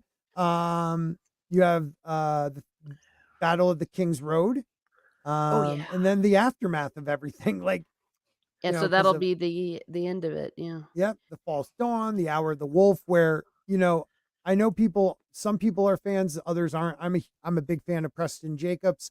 I think he comes up with really cool theories. I don't agree with every single one, but one of his more recent videos was about how during the Dance of the Dragons, even though, Ned Stark and Robb were very honorable, the Starks do not keep to what they said they would do. By the time they get involved, it's pretty much over. You know what I mean? Like they said they're going to send men, they'd marry one of their kids, all this stuff. And it really, I mean, you have the Hour of the Wolf. They don't do a lot in the early to even mid, like after the midway point of the dance. They really hold off a lot, man. It's you should really watch that video. You know what? I will put it in the link because even though Preston Jacob he's a little cocky, but I don't mind. He is. He's very cocky. He's very left leaning, but I that shit doesn't usually bother me. Sometimes he's very arrogant about it, like you're an idiot if you don't agree with him. But I try to I separate the person from the theory, and his theories sometimes are some of the coolest theories. They really are. Will Gina Carano go back to, I don't know, but guys, if you're watching this, jump over to also Zach's channel because he has a premiere going on right now, and we need to give that boy some love because we love him. And we can, you could watch 2 shows, mute mine, mute his, whatever you want to do. Just don't mute ours. Yeah, mute. Yeah, you can, just don't. Actually, don't watch his video. Don't watch his premiere. What an arrogant prick. You know what I mean? Yeah. Oh, I got a lot of people. Put one of our previous episodes on mute that and watch that one. Yeah. Just watch me. And then, you know what? Make sure you subscribe to Miss Martin Muses and then check out Grant, but Grant doesn't need your help. Yeah. I feel like we're all happy. 111,000 subs. Yeah. And well, I'm curious. So what in that article you had up Sporking, they were saying they were doing reshoots. Were the reshoots just because they wanted to add stuff? Were they Yeah, we're going to get to that. Hold on 1 second. Okay. I'm glad you said that because I totally forgot I took that off. Let me get back to that one. Where was it? House of the Dragon season 2. Yeah, here we go. I think it, you know me. I just read I'm big on just reading the initial, description of what the article's about, and then I just go with it. But yeah, House of the Dragon season 2 reshoots reportedly extended for huge battle. So let's see what they say. House of the Dragon is finally expected to return for its 2nd season, and the first teaser trailer was released. The season premiere is still a few months off, and it's rumored that the show is extending its reshoots. According to Radiant Intelligence, House of the Dragon began reshooting parts of the season earlier this month, and this was just written, right? So this earlier in February. Holy cow! And that's for season 2. That's for season 2. It has to be it has to be the last battle then, because there's no way in the world if they're saying, just doing the shoots now. Yeah. Mm-hmm. The site reported that the reshoots are extended through March, and a big battle is likely among the scenes getting retooled. The battle in question could be Battle of Rook's Rest, which was rumored to be shot over the course of 2 weeks back in August, which is a good amount of time to shoot a battle scene. While the battle doesn't seem to be the only focus of the reshoot, it does sound like one of the production's largest undertakings. Wow. Got to jump ahead because they start doing what is House of the Dragon about? Mm-hmm. How many seasons? What do they? Well, let's see what they have to say. Back in December, George teased already working on the 3rd and 4th season of House of the Dragon, so they're already working on it. Teasing. And George says, I also spent 3 days with House of the Dragon, starting with a visit to the studio where Hot D is being shot. I had originally planned to visit there months ago, but the WAG strike put an end to that. And instead, I stayed here in Santa Fe working on Winds of Winter and walking a picket line. Okay, so just so everyone knows, that wasn't George here. You can tell the little subtleties in the voice by the fact that he said he was working on Winds of Winter. That's how you know it wasn't him. Yeah, total fake. Yeah, that was me. Sorry. I'm sorry. I'm really good at that. Really good at that. Yeah. You were going to say something, Teresa? Oh, no, I was just saying just something along those lines, of course, the fact that he claims he's working in Winds of Winter, he's lying like a dog. He also goes on to say, oh, wait a minute. No. All I have to say about that is one word. Oh, me God. I am no stranger to the film set. I have worked off and on television and film since, all right, I'm done. 1986, where I joined the staff of Twilight Zone Revival at CBS. I still recall the rush where I saw them building Stonehenge on the soundstage behind my office for an episode I'd written. And of course, I visited the Game of Thrones shoots in Belfast, Scotland, Morocco, and Malta. Those were incredible too, but nothing I have ever seen can compare with the Red Keep and Dragonstone sets they have built at Leavesden Studio. Leavesden Studios. Wow, in London. Oh hell, I don't know how it's pronounced. They're British. Yeah, they're good. Sorry, Brits. Now I'm feeling self-conscious. Can I have some marmalade and toast, please, with my tea? Even though I'm drinking tea right now. Huge, stunning, and so damn real that I felt as if I had gone through a time portal to medieval Westeros.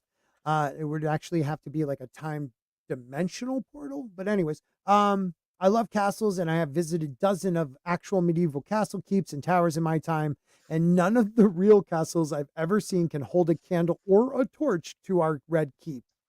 It was not all trumping through sets, though. I also spent 2 days locked in a room with Ryan Condell and his writing staff, Sarah Hess, T. Meckel, David Hancock, and Philippa Goslett, talking about the third and fourth season of House of the Dragon. They were lively, fun discussions, and we got some good work done.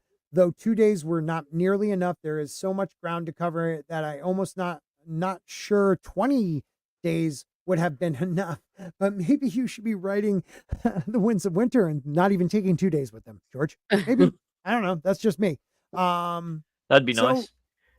I mean, they're already talking about the next 2 seasons. So season 3 and 4. I don't know. Yeah. What do you guys think about what George said there? He didn't say anything. No, just a lot of words that meant nothing. I think it's funny though, because those Egypts that we're just so proud of. Look at the set that we spent so long building for the final season of Game of Thrones. And basically George Martin just said, oh, it's better than anything we've seen on Game of Thrones. I'm like, oh yeah, he's doing a little dig at Dan and Dave. Oh, definitely. And Vanessa, we talk about this because we're fans. It's not because I think we're going to get 100,000 views. So, I love George. I like making fun of him because I could listen to George talk lore or about Tolkien because he loves Tolkien, and other things like all day long. I just want him to finish the book. So I'm a little still flustered with that one, but yeah. And my George, I know it sounded like George was here, but it was actually me reading that. This might be, don't say no straight away, but have you seen the movie Misery? Yeah. Oh, hell yeah. Yes. Yeah. We all relate. Yeah. I'm close to doing that, but it would be more of a desert scene. Like, oh no, your tires went out, sir. Oh, your name is George R.R. Martin. Sounds familiar. Why don't you come in my house? I don't even have to break his legs. I just keep giving him syrup. I'm not going to give you your insulin if you don't write, Yeah, you wouldn't be able to tie him to a bed. You'd have to get him up on the bed. Yeah. What you do is you put a trampoline in the backyard so he can go bounce on it, but it's booby trapped so he just falls in a pit. And it's a mixture between like Misery and Silence of the Lambs, where you keep pulling down the manuscript and it rubs its lotion on its skin. It rubs its lotion on its skin. It rewrites chapter 4 or else it gets those again. That's even better. Yeah, it's even better. And somehow he gets my cat. Put my cat down. Cam, what's up? Vanessa says, Scott, no worries. You're fine. It's frustrating. I know it is, buddy. I know it is. And I want you to know, literally, I'm going to say this, and I hate even uttering this words, but this really is a safe space. You can love or hate George here. I'm not going to judge people. We have a right to feel the way we feel about him right now. But for the most part, everything the man writes has changed me as an adult when it comes to, I hated reading as a kid, always hated it. The only thing I got through was a couple books, like A Day No Pigs Would Die, Tolkien's works. And for about 10 years, 11 years, I didn't read anything. And then my wife got me when we were dating a Game of Thrones and changed me. I mean, I literally have read it, 2-3 times now. I everything about the world. So he can do no wrong with me except for not finishing the books, but I'll even forgive him for that after, death. He dies hopefully Well, many, yeah, you many, can't many finish it years after from he now. dies. Yeah. So, Sip Me Senpai. Tip Me Oh my God, Senpai. that is an awesome name. I started calling people at work senpai. The people The- that think they're like way better than you. I'm like, yes, senpai. Well, Sip Me Senpai in her spare time, she's about 4 foot nothing. She wrestles femboys. Are you So- kidding me? No, serious. Is this real? Oh, send me senpai. Please, I'm going to follow you. That is an awesome. Just knowing that is awesome. Sure. Where are you? I'm going to find you and I'm going to follow you at some point. Hmm. So, oh, you're over on his channel. Yeah, Flaccid Phoenix says it all. See, look, she confirms it. No, I will. I'll check it out. Why don't you, can you just comment on my channel real quick and then I can follow you? Flaccid says you have to convince Germ that if he finishes the series, Trump won't be elected. I'm sure he would pump them out fast. Dude, he would finish. He would go beyond. He'd get a Dream of Spring. Yeah. The Jon all Snow the Dunkin' series. Eggs. All of Dunkin' Eggs. Sequels. Definitely. Yeah, That's it turns out The Song of Ice and Fire is part one of a trilogy of books. A trilogy. That is awesome. That is awesome. Yeah, so hopefully now we're at the almost hour and a half mark. So I was hoping we could do maybe one if or two ifs? One or two what ifs. One came to us from our friend who was on earlier, Mason. His what if was if Robert found out about Cersei's betrayal. Now, I at first thought, dude, that's an easy one, but then I don't know how easy that would be. Yes, he would probably, her and Jamie, dead. I can't see him not killing them. When it comes to the kids, that's a different story because he doesn't mind the death of children, but I don't know if he would kill them. I don't know if he'd make them take the boys to take the black. Would he kill the two younger ones? No, he would still use her as an alliance. He'd use her as a tool. She'd probably end up in Dawn anyway. So yeah, oh yeah, but that would have happened. Oh yeah, because that happened after. Yeah. So what do you guys think about that? Let's go with you first, Grant. What Ned tells him. Let's just say, I don't know if you know this about him, but when someone wrongs him or betrays him, he doesn't take it very well. Yeah, that might be true. So I think what would have happened, and I think definitely Cersei gets publicly executed or whatever it was, but I actually think he fights Jamie. I think he wants to prove that he's the better man, and I think Jamie kills him. That's what I think happens. If that happens, Jamie would definitely kill him, dude. He's That's so what- out of oh, shape. yeah. Yep. Oh, that's a good one, dude. But I don't know if Ned would allow That's how it. I reckon it would work, and then Jamie would be literally branded the absolute Kingslayer of all. I mean, Do you think? No, because I think Ned would talk him out of it. I don't know if he could, but I think he would do the best he could to talk him out of it. Because think about that. That's just no, because then what would happen is if as soon as Jamie got wind that he's not being executed straight away, he would demand a trial by combat.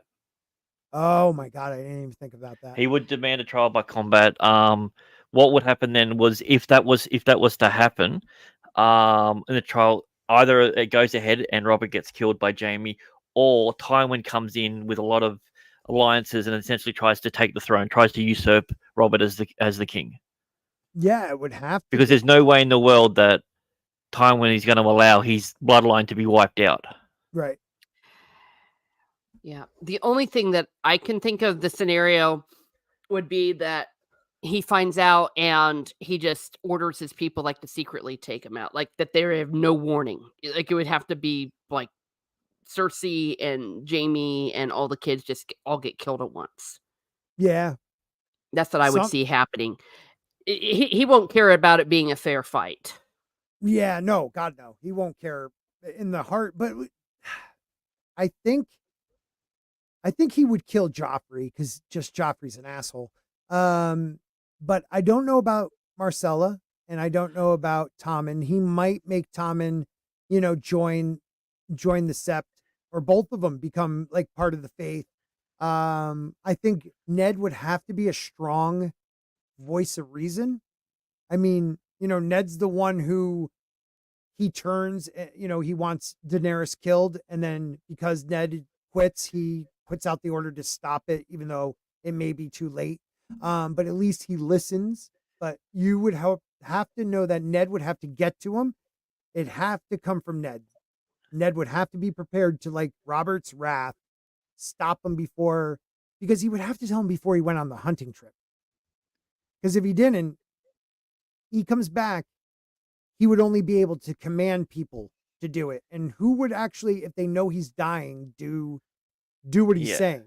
Because they're fearful of Tywin Lannister. You know what I mean? It would have to be if Robert, let's say Robert finds out before, because that's two different stories. Robert finds out before the hunting trip. Then Ned has to. He takes Joffrey on the hunting trip. He puts a sword in his hand. He says, "You got to prove that you're my son," and he kicks the living shit out of him. Oh, nice. He might kill him. That's what Robert would do. Robert would 100% fight Joffrey because Joffrey's everything that Robert isn't. Like, that's what I'm saying. Like, I definitely can see that, but I don't think he goes on the hunting trip overall. I think if he was told beforehand, Ned being the hero that he's been portrayed, especially in the series as well with it, I think he might smuggle the kids to safety. Ned would probably get the kids out. Man, Ned, you suck. Come back and get beheaded either way. He's gonna die. Yeah, Ned sucks. He's dumb.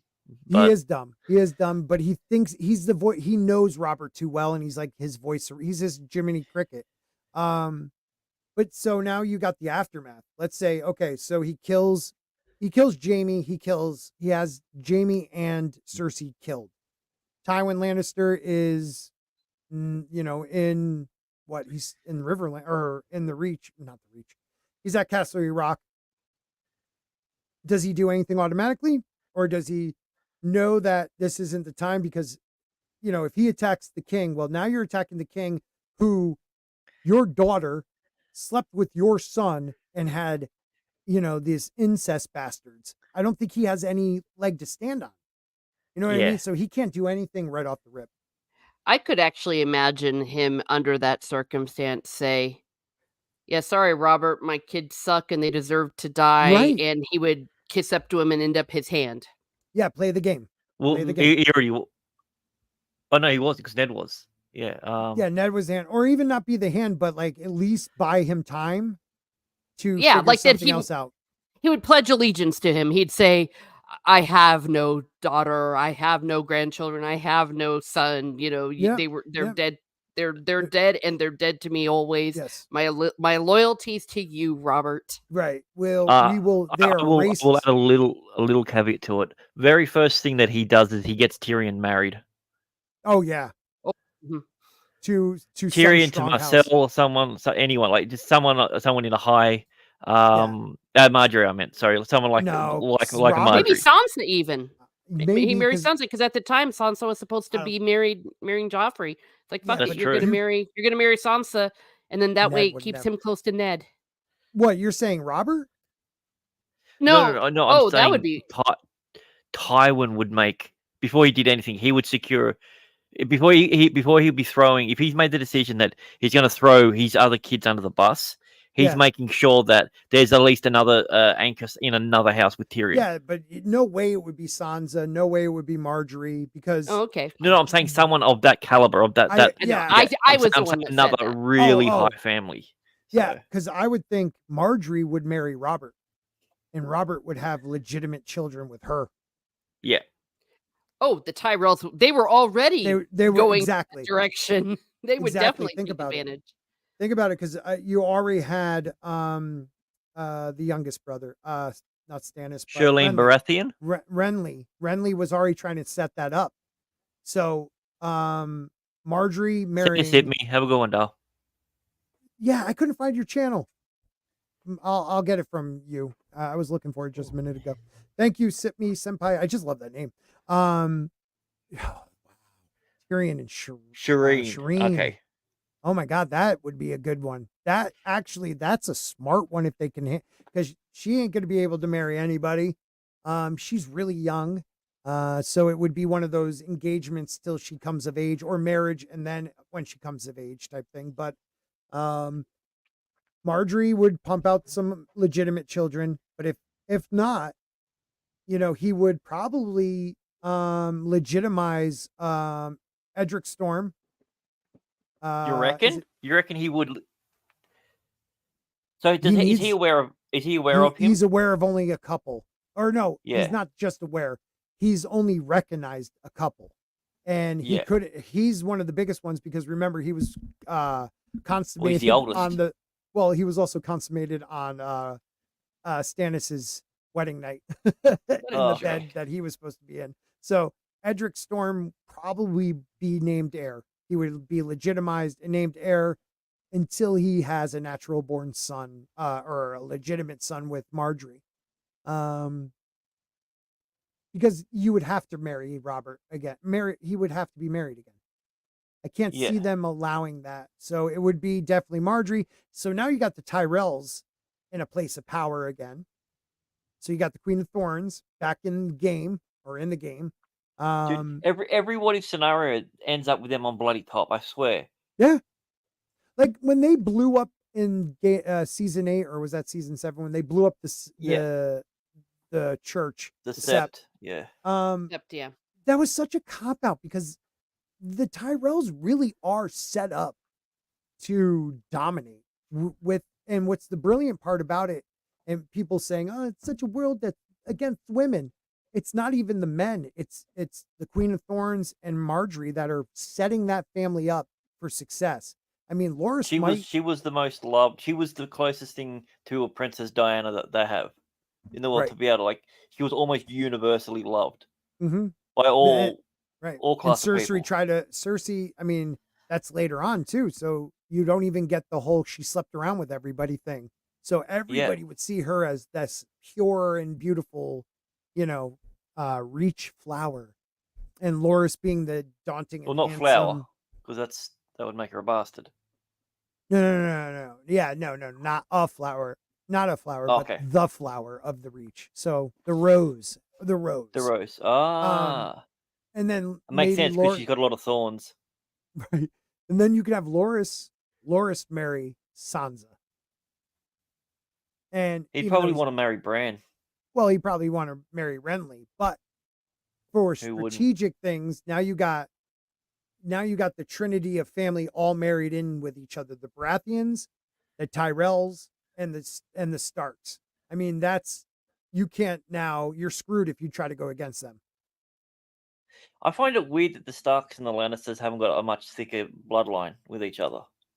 It is weird. But the Starks are known not to go out of the north.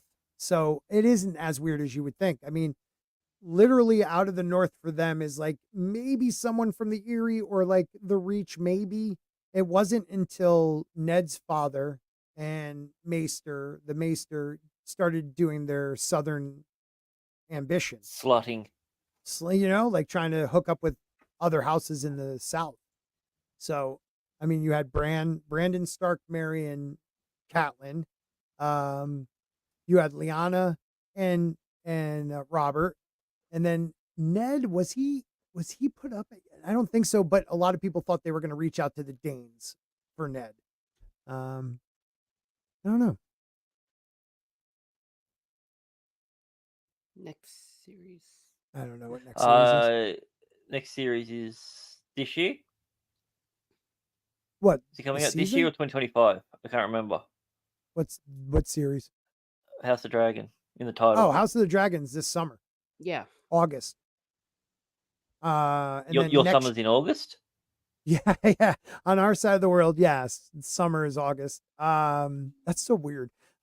So the month of August, we'll just say it that way. It should probably come out around then, or maybe even the end of July. I think that's kind of, when did the last one premiere? We looked that up once before. It was in August, I believe. No, it was in like April or March. No, that's Game of Thrones.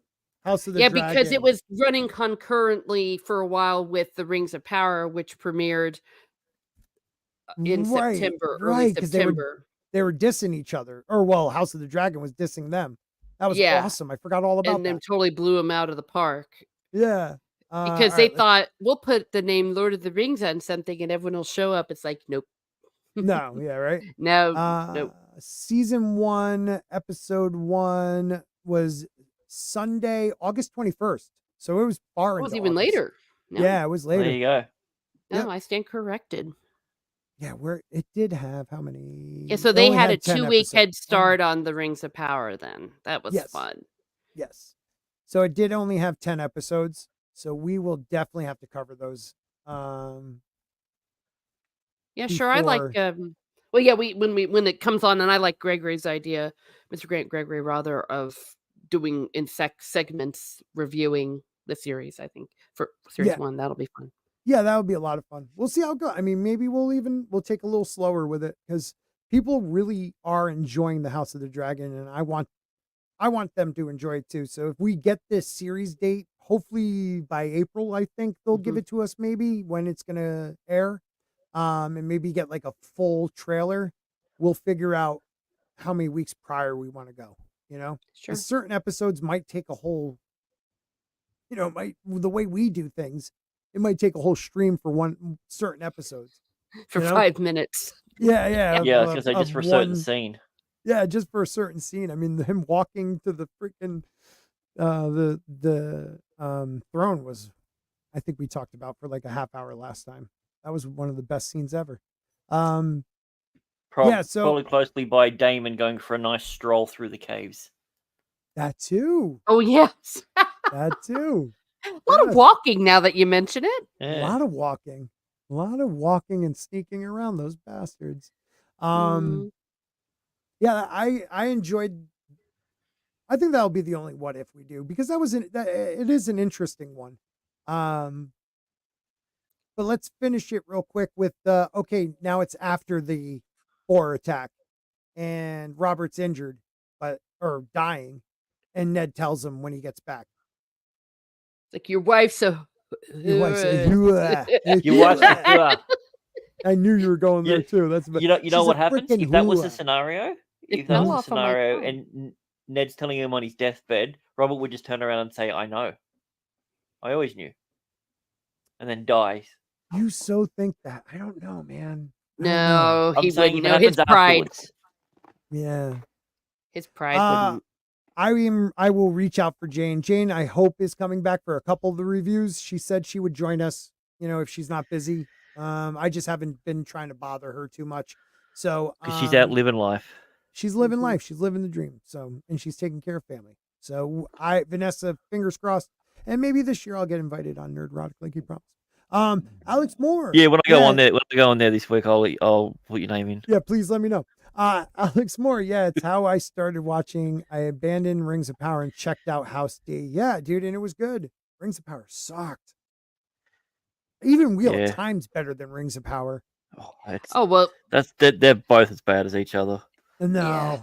Well, at least Wheel of Time is somewhat based on something that might halfway resemble something that Robert Jordan wrote. Yeah, but they don't explain the difference between a rock and a boat, so I'm confused. Oh yeah, or a stone, or geez, don't even get me started. All I know is chicks rule. Yeah.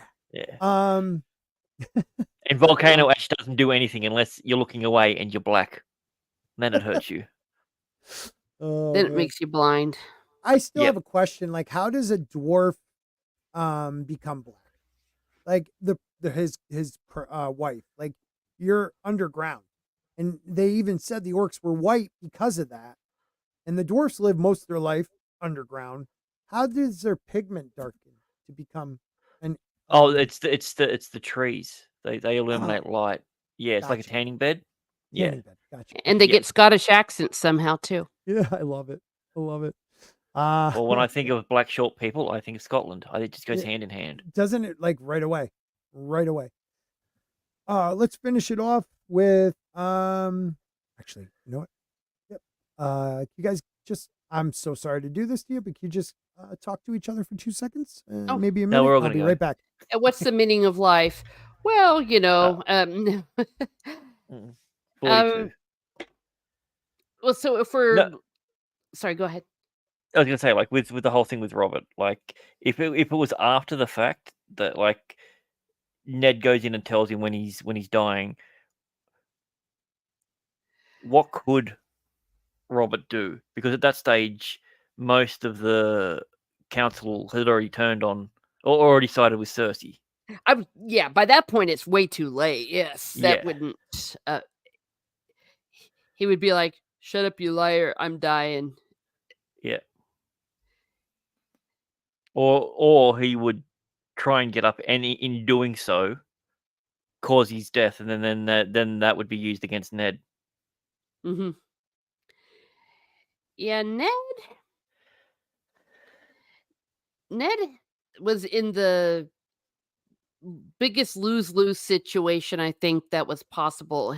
The only winning move he could have made was maybe just getting the hell out of there when Yeah. Robert was off on his hunting thing and just say screw y'all and just All right, head for the I hills. got a question for you. Mm-hmm. Did Ned telling Cersei cause Cersei to kill Robert?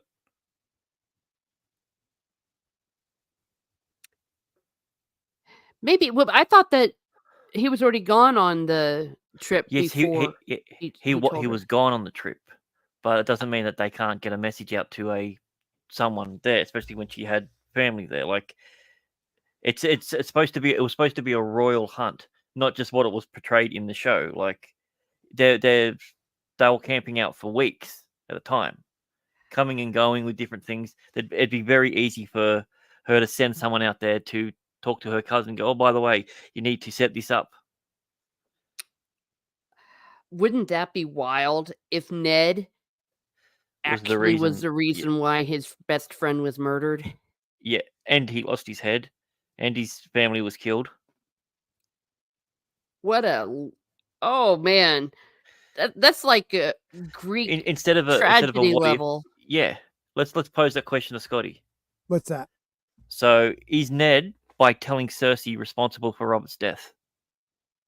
Did she did she retroactively cause him to organize Robert's death because of what Ned said? Because he specifically told her that he hasn't told anyone else. But remember, yeah, but dude, it's a royal hunt. Those goes on for weeks, like months. It's not a little thing. So she had enough time to get someone out there. She had her. Well, she already cousin, had her cousin that out was there. Yeah, Lancel. That was there. Yeah, it would not be hard for her to get a message out there to him. I always assumed she was trying that anyways, like getting him stupidly drunk so he like.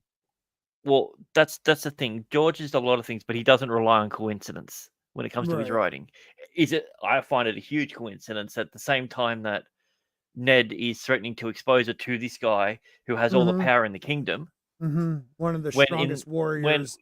When only a few hours earlier she was talking about what the real meaning of power actually is to people. Right. So, yeah, I think that Ned doing so caused her to either do it or move up her timeline. I could see that. I don't know if she could, like her. I could see her telling Lancel, like, keep pushing, like, I need him to get hurt. I need something to happen. Because she couldn't make the boar kill him, but she could give him that heavy wine so he's not as nimble or even there. I mean, he waved everybody off when usually killing a boar like that, it's a joint thing. So yeah, I mean, definitely. See, I always just assumed in my head she was always trying to kill him after he said he didn't love her. Like when they had that conversation, I'm talking show, like in the show, but in the books, wow, man, that's a really good point. I've never thought of that. George doesn't write coincidences like that. I would need to reread those portions of the book. It's been so long since I've read it. See, that's where, unfortunately or fortunately, a TV show can sometimes overtake your memories of something. I can't. And it truly did. Yeah. Yeah, because when you said, it was the hunt, it was only a little hunt. I'm like, it was a royal hunt. Like we know how big they were and how long they went for. Yeah. The spectacle of it, people coming and going and giving tribute. Dragon. Yeah, we saw it in House of the Dragon. They couldn't do it because of the budget in season 1. Yeah, you're right. So they had 4 guys walking through the forest. Yeah, exactly. But exactly. Season 1 Game of Thrones just didn't have the budget to show what they did in season 1 House of the Dragon. You know what? I always thought that Three-Eye Raven might have had something to do with the hog. Walking into him, it could work. Yeah, like. But why would he do it there and then? That's the thing. Like, if that should have been set up or established or anything like that. Right. Or at least hinted at. Yeah, we don't even get a hint of that because they'd have to pull that out of their butts. It's also in the book off screen. We don't see the attack from Jamie's point of view or somebody's. That Cam, I like what Cam's. I don't believe in coincidences per se. They happen, but are very rare. Now in the book, you're absolutely right. They're very it's usually something causes something else in the Game of Thrones. That's world. the thing. George is cause and effect all the way. George is very cause. Yeah. So the idea of that makes a lot of sense. That's what happened because he also does write a lot of subtleties and nuances when it comes to his cause and effect. Something that you don't necessarily think was a cause happens to be, and you can trace it all the way back to that moment without it being some weird headcanon. Yeah. So this is what I think. I'm gonna have to reread that part, like Teresa said, because I just have to see how it comes off on the page because that is. I always assumed she had Lancel giving him the heavy wine, hoping something would happen. And it was literally just a coincidence that Ned said it and then Robert got hurt. But there might be something there that we don't, notice. So I'm glad you brought that up. That's an interesting one. So let's try to remember. I'll try to remember this week to read that portion and we'll discuss it next week. And before we leave, that's a good one, man. Before we leave, I want to just quickly look at the teaser trailer that came out. I know that was a little 2 months ago, but I'm trying to see if we see any hint of what season 2, where it may, like areas we may be or people. Because again, like you said before, the dragon seed. You also got to remember that they do edit trailers to hide things as well now, because apparently that's not considered fraud anymore. Yeah, and right, like when you're taking the Hulk out of the run in Wakanda. Yeah, this one always got me. Like the idea, like she's standing there. That is supposed to be, I guess, that's Storm's End. Which is, it kind of looks weird because Storm's End, the towers are supposed to be. Are you showing something? Because we can't see anything. Oh shit! I should probably share it. You share it. Yeah. I'm psychic. Yeah. She's looking out after Sun. It's weird that I knew you were talking about Storm's End though. That was weird. Yeah, like to me that doesn't look like Storm's End. Storm's End to me is like 3 or 4 of those. Storm's End. I thought Storm's End was like huge, like high. Well, it is. Yeah, it's up on a cliff and it's that looks like Penis Rock. Right. Yeah. Could be. Well, they did say that the body washed up along the shore, so maybe she's just looking at something we don't even know what she's looking at. She's looking for her son's body. That could be it. That's true. That's not outside where. That's not where she is though, is it? At Dragonstone? No, that's not Dragonstone. That's that if anything, it's the Stormlands.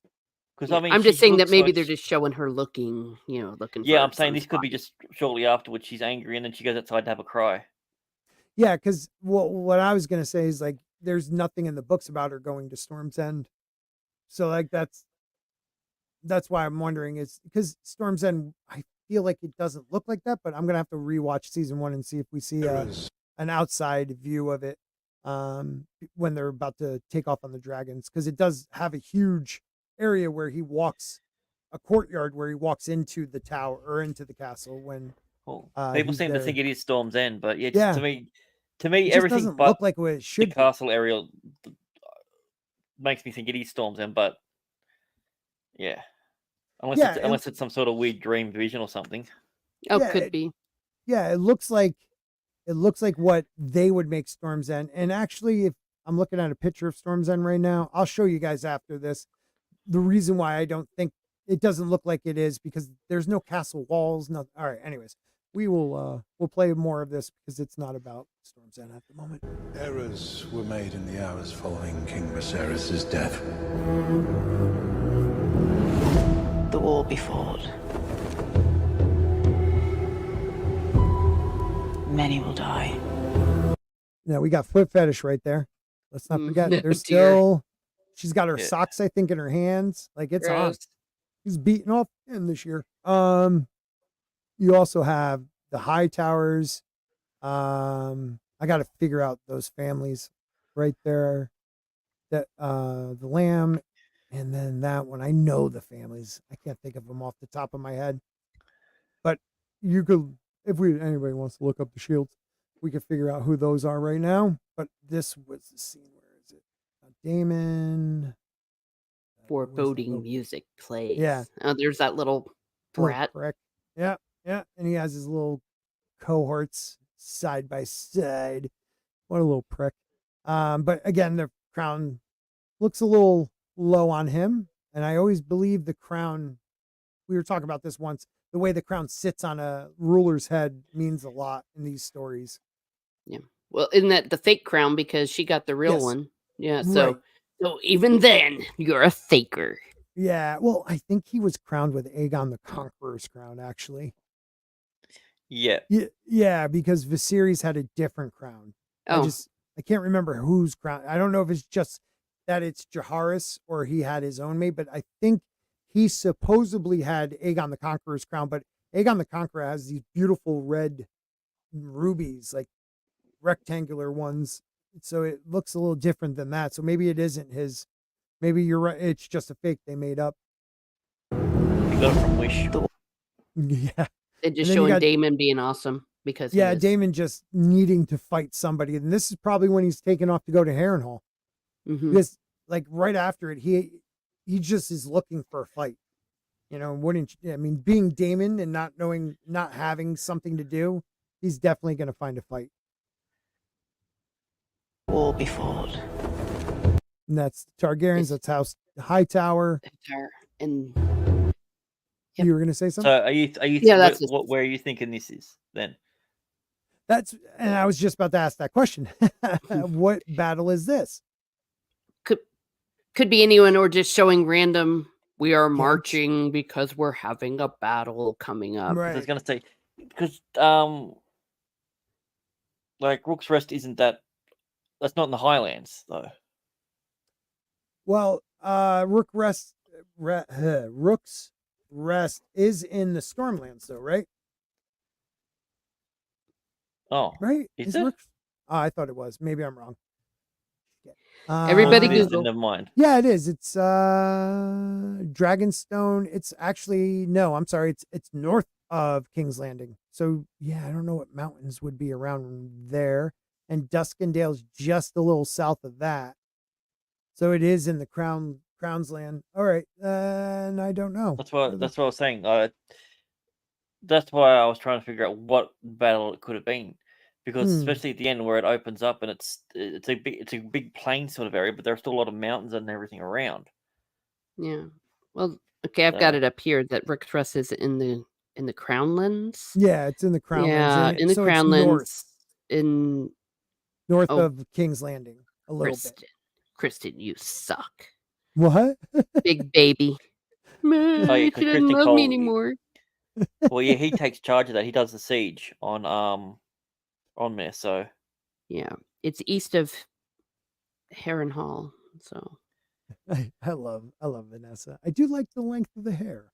Yeah, this the only thing I was thinking was maybe this was in the rocky portion of Storm's End, the Stormlands, but no. So if you're going north of King's Landing, you do get mountains because you're getting closer to the Vale, but I don't know where this would be. And then when they're walking, this is more flat land, so this would be more Rook's Rest. Many will die. Yeah, chopping a head off. Whose head was it? But I think it has to be somebody who supports the blacks. Yeah, so it didn't bend the knee.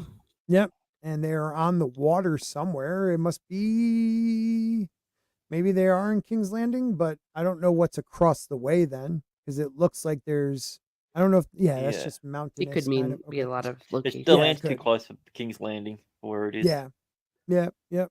If it's King's Landing, where's the desert? Yeah, where's the desert, people? The desert. Season 8. And the victor will eventually. Okay, so that is supposed to be Aegon's crown, the Conqueror, but they just made it a little bit different. Eventually ascend the throne.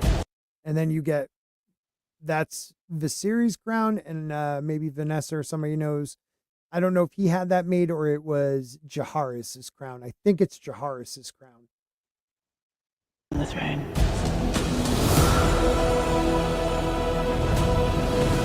Yeah, that's where we dragon seed. That's a dragon seed right there. And this is where I get confused though, because if this is the dragon, if this is the bastard, how? I don't know. It's a tough one, right? Like, how do you explain that? Having the dragon. I mean, everybody thinks that person. You know what I mean? That's true. It could just be someone looking, going, "Oh, look, a dragon." Right, because if you have that bastard, then that means that other person died, and I don't think they died. So, I mean, unless some accident happened, because no one killed him. Slipped on a bar of soap. Right. Sorry for people out there who's like, what the hell is he talking about? If you know it. Yeah, we know it. That's why you don't change things, you age it. Yeah, exactly. Thank you. Pretty. It's beautiful, still relatively, right? But why do they feel like that's mountain areas? Kind of. I mean, every area has hills and stuff, but they do have they have ladders and stuff like that. Like, where are they going to with ladders and who are they attacking? Well, they're going for siege. Yeah, well, right, but where? Well, assuming whose army is that? That looks like it is a Looks like I think it's the high towers in them, right? There's some red in there. Well, if it's the high towers, that makes sense. But if it's not, then the battle has to be further along in the timeline than we think. Well, that's what I mean. I think that's like the high towers, and then you might have. It's hard to see their flags and stuff. I wish I could zoom in, but I don't know how to do that. Embiggen it. How do I embiggen it? I don't know. Science. Okay, I thought you had science behind you. I freaking love this map. It's the best map ever. I want that table. But for people who don't know what we were talking about before, the woman on the right, Rhaenys, of the screen sitting down, she's supposed to have black hair. It's like a very important part of the whole world of all the way up to Robert. Like, it's so important she has black hair. And they just decided not to, which was dumb. Because they know better, apparently. Yeah, exactly. A war so hateful to the gods. There's a war between. So, just two things. This. How many steering across bodies of water can they have? I'm sorry. They're loving that. No, please never apologize. This. I don't know if we were trying to this is them going north, to the Starks. Yeah, the snow. Yeah, you got snow. This is just, for some reason, they just needed a butt shot of her great butt, looking out. She's a gorgeous woman, but what the hell? That's nothing near where King's Landing is. So I don't know where she is. Why would she be dressed like that too? A war between kin.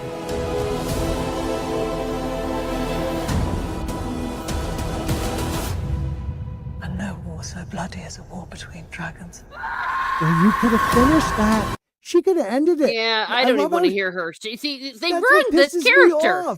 That's what pisses me off. Go ahead. They make you want to just. She's such an annoying, whiny bitch. Yeah, it's like, I don't want to hear a darn word you have to say, you stupid woman. Her to say there is no war so bloody as a war between dragons. You could have ended it like that. You had everyone that was against Rain. Oh my God, I screw up her name every time. Princess Rain. Your daughter-in-law. Yeah. The Viserys' Blacks. daughter. Yeah. Rhaenys could have killed everybody on the green and of importance, and now she's giving her a freaking lecture on civil war between Targaryens and dragons. Go screw yourself. And you know what? Dragons. Don't you talk about what's bloody after you killed all those peasants at the coronation? Right. Yeah, those were her people. And that wasn't I even know, a what war an between idiot. dragons. That wasn't even a war between dragons. That was just her being dumb. Yeah, Like- innocent people you killed. Yeah. Yeah, Should I she go out should and bring look? that up. He's like, all those people that you were killed? Yeah, those are my people You know what's that funny you did too? that It's to. like, I can go out the back tunnel that we saw in one of the first episodes when Well, no, that's the main tunnel. That's the entrance. There are back tunnels as well. but don't forget there's also a tunnel going down from inside Inside the castle. Yeah. in the dragon pit, because they show them looking down, the kids. I mean, what? Maybe they should have start the season by just beheading her for like slaughter of innocents. I would be in favor of that. We know that's not going to happen. Right. And she can say we're at war. He said, no, you just stated you weren't at war. This is murder. You haven't even joined the war yet. Right. Yeah, it was murder. And This then is here... Oh, go ahead, please. No, I think you were going to say what I was going to say. Oh, no, then say it, because I think we're agreeing. Go ahead. No, I'm going to feel stupid then. I was going to say, fuck, you say it, Scott. No, because I think we're saying two different things, so go for it. No, because I'm going to sound stupid. Go ahead. No, you never do. I was just going to point out this is probably the Brackens versus the Blackwoods. That's all. Yeah, I was going to say that too. Sounds good. Sounds good. Sounds good. Fucking jerks. I messed up. Wait, was it the I Brackens love that you swapped guys. teams? Huh? Brackens, were they green and then they went across? Is that right? No, the Blackwoods are black, I believe, and the Brackens are green. And I don't remember them. I thought the Brackens. Okay, I might be thinking of a different one. I might be backwards on that, but I'm pretty sure the Blackwoods are not. Once you go Brack, you never go back. Right, and they like woods. I'm pretty sure the Brackens are green and the Blackwoods are black, but Vanessa or somebody will let us know in the chat, so keep an eye on that. And then this is just like, we just got people burning. I don't know who they are. I'm trying to figure out if they were the queen that was killing more innocent peasants again. Yeah, probably.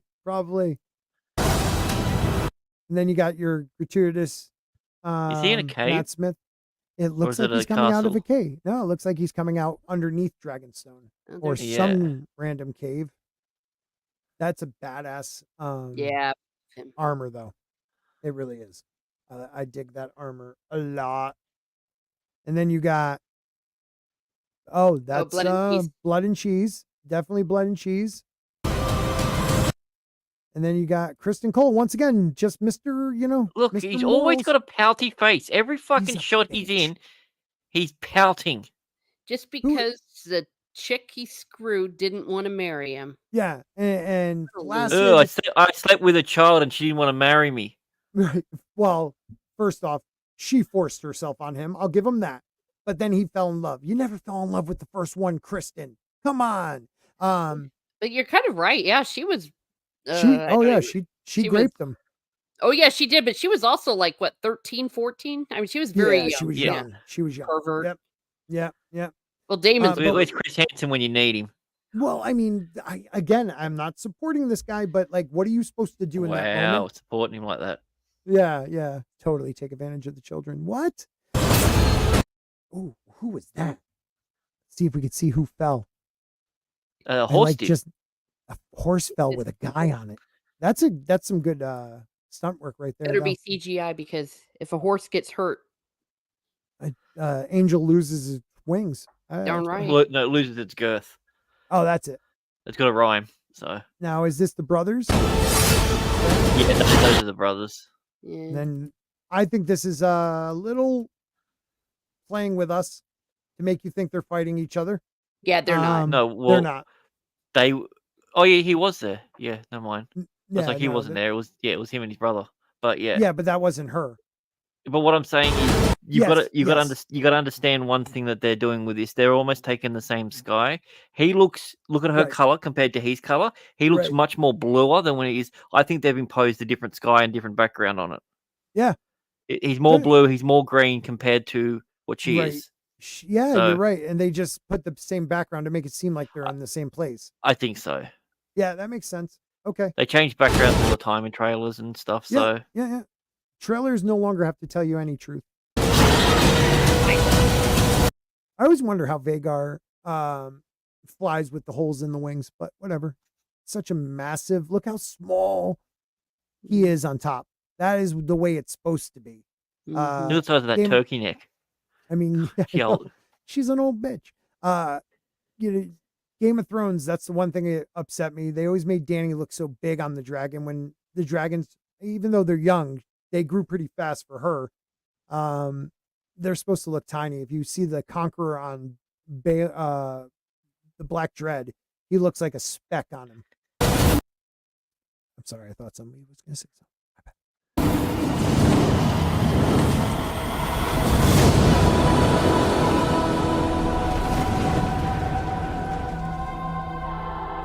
So now this came out 2 months ago, summer 2024. When do you think we'll get the next, when we will get the next trailer? I think we should get it by May. Yeah. Oh, I love you, Vanessa. Who do I want to see killed first, Cole or Otto? No, you got to protect. You got to protect Otto with everything. He needs to go out like last. Just so he can reap everything that he sows. But Cole, I can't. Every time that Reese is on screen, it's a good scene because he plays it up so well. Every time Cole's on the screen, I want to stab someone. Yeah. Bloodbane, thank you for being here. At beginning, she's looking out Shipbreaker's Bay where Lucerys died. I know, but like, he didn't die. Well, she shouldn't even be there. Like, she just gave birth. I don't remember her ever going there. Unless it's a dream. Or they just changed it up a little bit. Shouldn't she be looking at, if she wants to look where he died, shouldn't she be looking inside of a dragon's stomach? Well, maybe. Yeah. I mean, that's okay. Okay. Yeah. I mean, you got a valid point. But like, this is, I think, one of George R.R. Martin's, like, he had this is what they did. You see how there's a massive wall. Yeah, it even sort of looked like that when in the last season. Yes. In the last season, it had more of this feel to it. So if that's what she's looking at, it just doesn't seem to be the same castle. And I'm wondering if they're trying to, just because it's got that knobby bit on it. Yeah, I just think they're trying to like play us off on it, like make us think she's looking at it. But I mean, probably I'm just over analyzing it. But that's how it goes. That's for you, buddy. We love you. Yes, it's in the Crownlands, brought in episode 10 from the series. So Jahara's crown. Yes. Okay, cool. I thought it was Jahara's crown. They're going to have to change things. Rhaenyra spends most of on Dragonstone. Right. Yeah. You're right. They have to change it compared to the book, or she'll have nothing to do with this season other than telling. There's very few points where she actually moves. So I mean, it's almost to the point where she gets a little bit sedentary and starts to put on a bit of weight, even for a lack of movement. Right? Yeah. And if they don't make her gain weight, then they are against fat people. Yep. And she and the actor, whatever you want to call it, shouldn't be worried because she can't be worried about being portrayed as a fat woman because she's not a woman. She told us. She's a they. Yep. You're right. You're absolutely right. All right, let's wrap it up, guys. We went way longer than I expected. I'm sorry to keep you guys all this long, but I had a ball. Hopefully next week we'll discuss something. And if you guys ever have ideas, you could either, DM me or I'll put something out on X asking what you guys think. So make sure you follow my Sporky News podcast over on X. But I'd love to get your thoughts on any what ifs you want us to cover for Song of Ice and Fire. When this is over, if you're on YouTube, please come back and comment and just tell us what if you would like to watch us talk about next week, because comments, even if you want to make up one. Yeah, comments are huge on that. Is a very cool topic, deep ones. You know, what if Arya actually stabbed Joffrey when they had their first little conflict? Right. We did talk about what if Lady lived. I think we talked about that. But yeah, if you have any ideas, come right back after this. We do the closing, and please let us know what you think. Comments are huge on YouTube and Rumble. You guys rock. Thank you for supporting us over on Rumble. Still got about 7 people over there watching. Please make sure you hit the thumbs up. One Man Show. Thank you for commenting over there. I really appreciate it. And again, comment, guys. Comment. So we're gonna end it. Miss Martin Muses is trying to hit a 1,000, so I'll let her, let you know what she's working on this week. Okay, well, find me on Miss Martin Muses, where I talk about what makes me laugh, makes me cry, makes me happy, makes me sad, or just really ticks me off.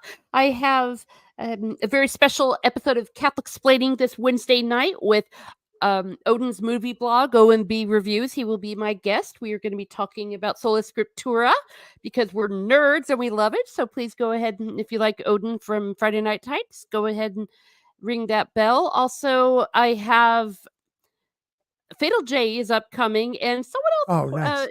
Someone else is upcoming as well, but I don't want to announce it until we have the exact date. But I think everyone will really enjoy that guest for Pub Crawl. And of course, we have, stay tuned. Mr. Grant Gregory is upcoming. We're going to work that out. I also have some more Lord of the Rings, some clips, and some musings, more talk about all the different kinds of narcissists, psychopaths, and sociopaths. And that's just before breakfast. So if you wouldn't mind giving me subscribe and sharing, I'd really appreciate it. You're the best. Thank you so much, guys. Please subscribe. And I don't know if Soul Assassin is still here, so I will try to get it right now. Grant, you got anything you like to say? Yeah, so I'll be doing my usual full Aussie streams and everything, but I'm going to be starting a little 2 or 3 minute thing where I'm going to take the most dumbest ideas of what if scenarios and try and use all the lore to actually make it make sense. So the very first one that I got when I spun my 2 wheels was why Hot Pie is the prince that was promised. So I've got 2 minutes to try and make an actual argument why that would be the case. That is freaking awesome, dude. I would love it. That is awesome. That is awesome idea. Oh my God, I got so many reasons that he could be it. Everyone loves a person that can bake bread like that. Right. And I mean, oh God, I want to try a hot pie bread. Makes more sense than Arya. He could make it in the shape of a spork. That'd be dope. But yeah, thank you everybody for being here tonight. You guys rock. I really appreciate, this is one of the streams where we may not get a lot of views during the stream, but the time you guys are here is amazing. You give us 2 hours and I appreciate it every week. Please come back next week. We will discuss one of the topics you guys talk about in the comments. Also, please, tomorrow night, Grant and I and Tina, and maybe somebody else, will be discussing the stuff we talk about on Tuesday. I'm sorry, Aluminum Spork, where we talk about conspiracies, ancient lost histories, and other theories. We like to discuss aliens and stuff like that. So please make sure you check us out. I like to thank you all, and definitely want to thank Brian. Brian, thank you so much for sharing the memberships. Guys, if you're a member, I love you guys for helping out, and I promise sometime soon we will do a member stream where you guys, the first X amount, I think it's up to 10, could jump on with me and we'll just BS and talk, maybe before like one of these shows. So we will talk soon about that. And yes, lizard people too, we might talk about. So I hope you guys have a great night. And remember, the Spork is out there and it loves you. Good night, everybody. Thank you, guys. Darkness resides. A tale unfolds, a story to be told of a sport that holds the power to ignite. A spark of light and fire that prophecy unfolds in this epic tale of knights and kings. unveil the Spork of ice and fire. The saga begins. Let the sun rise with the King Spork news meeting for stand. This queen bird takes our voices shall command the hand of the king. Mr. Grant Gregory guides us through the tales of mystery.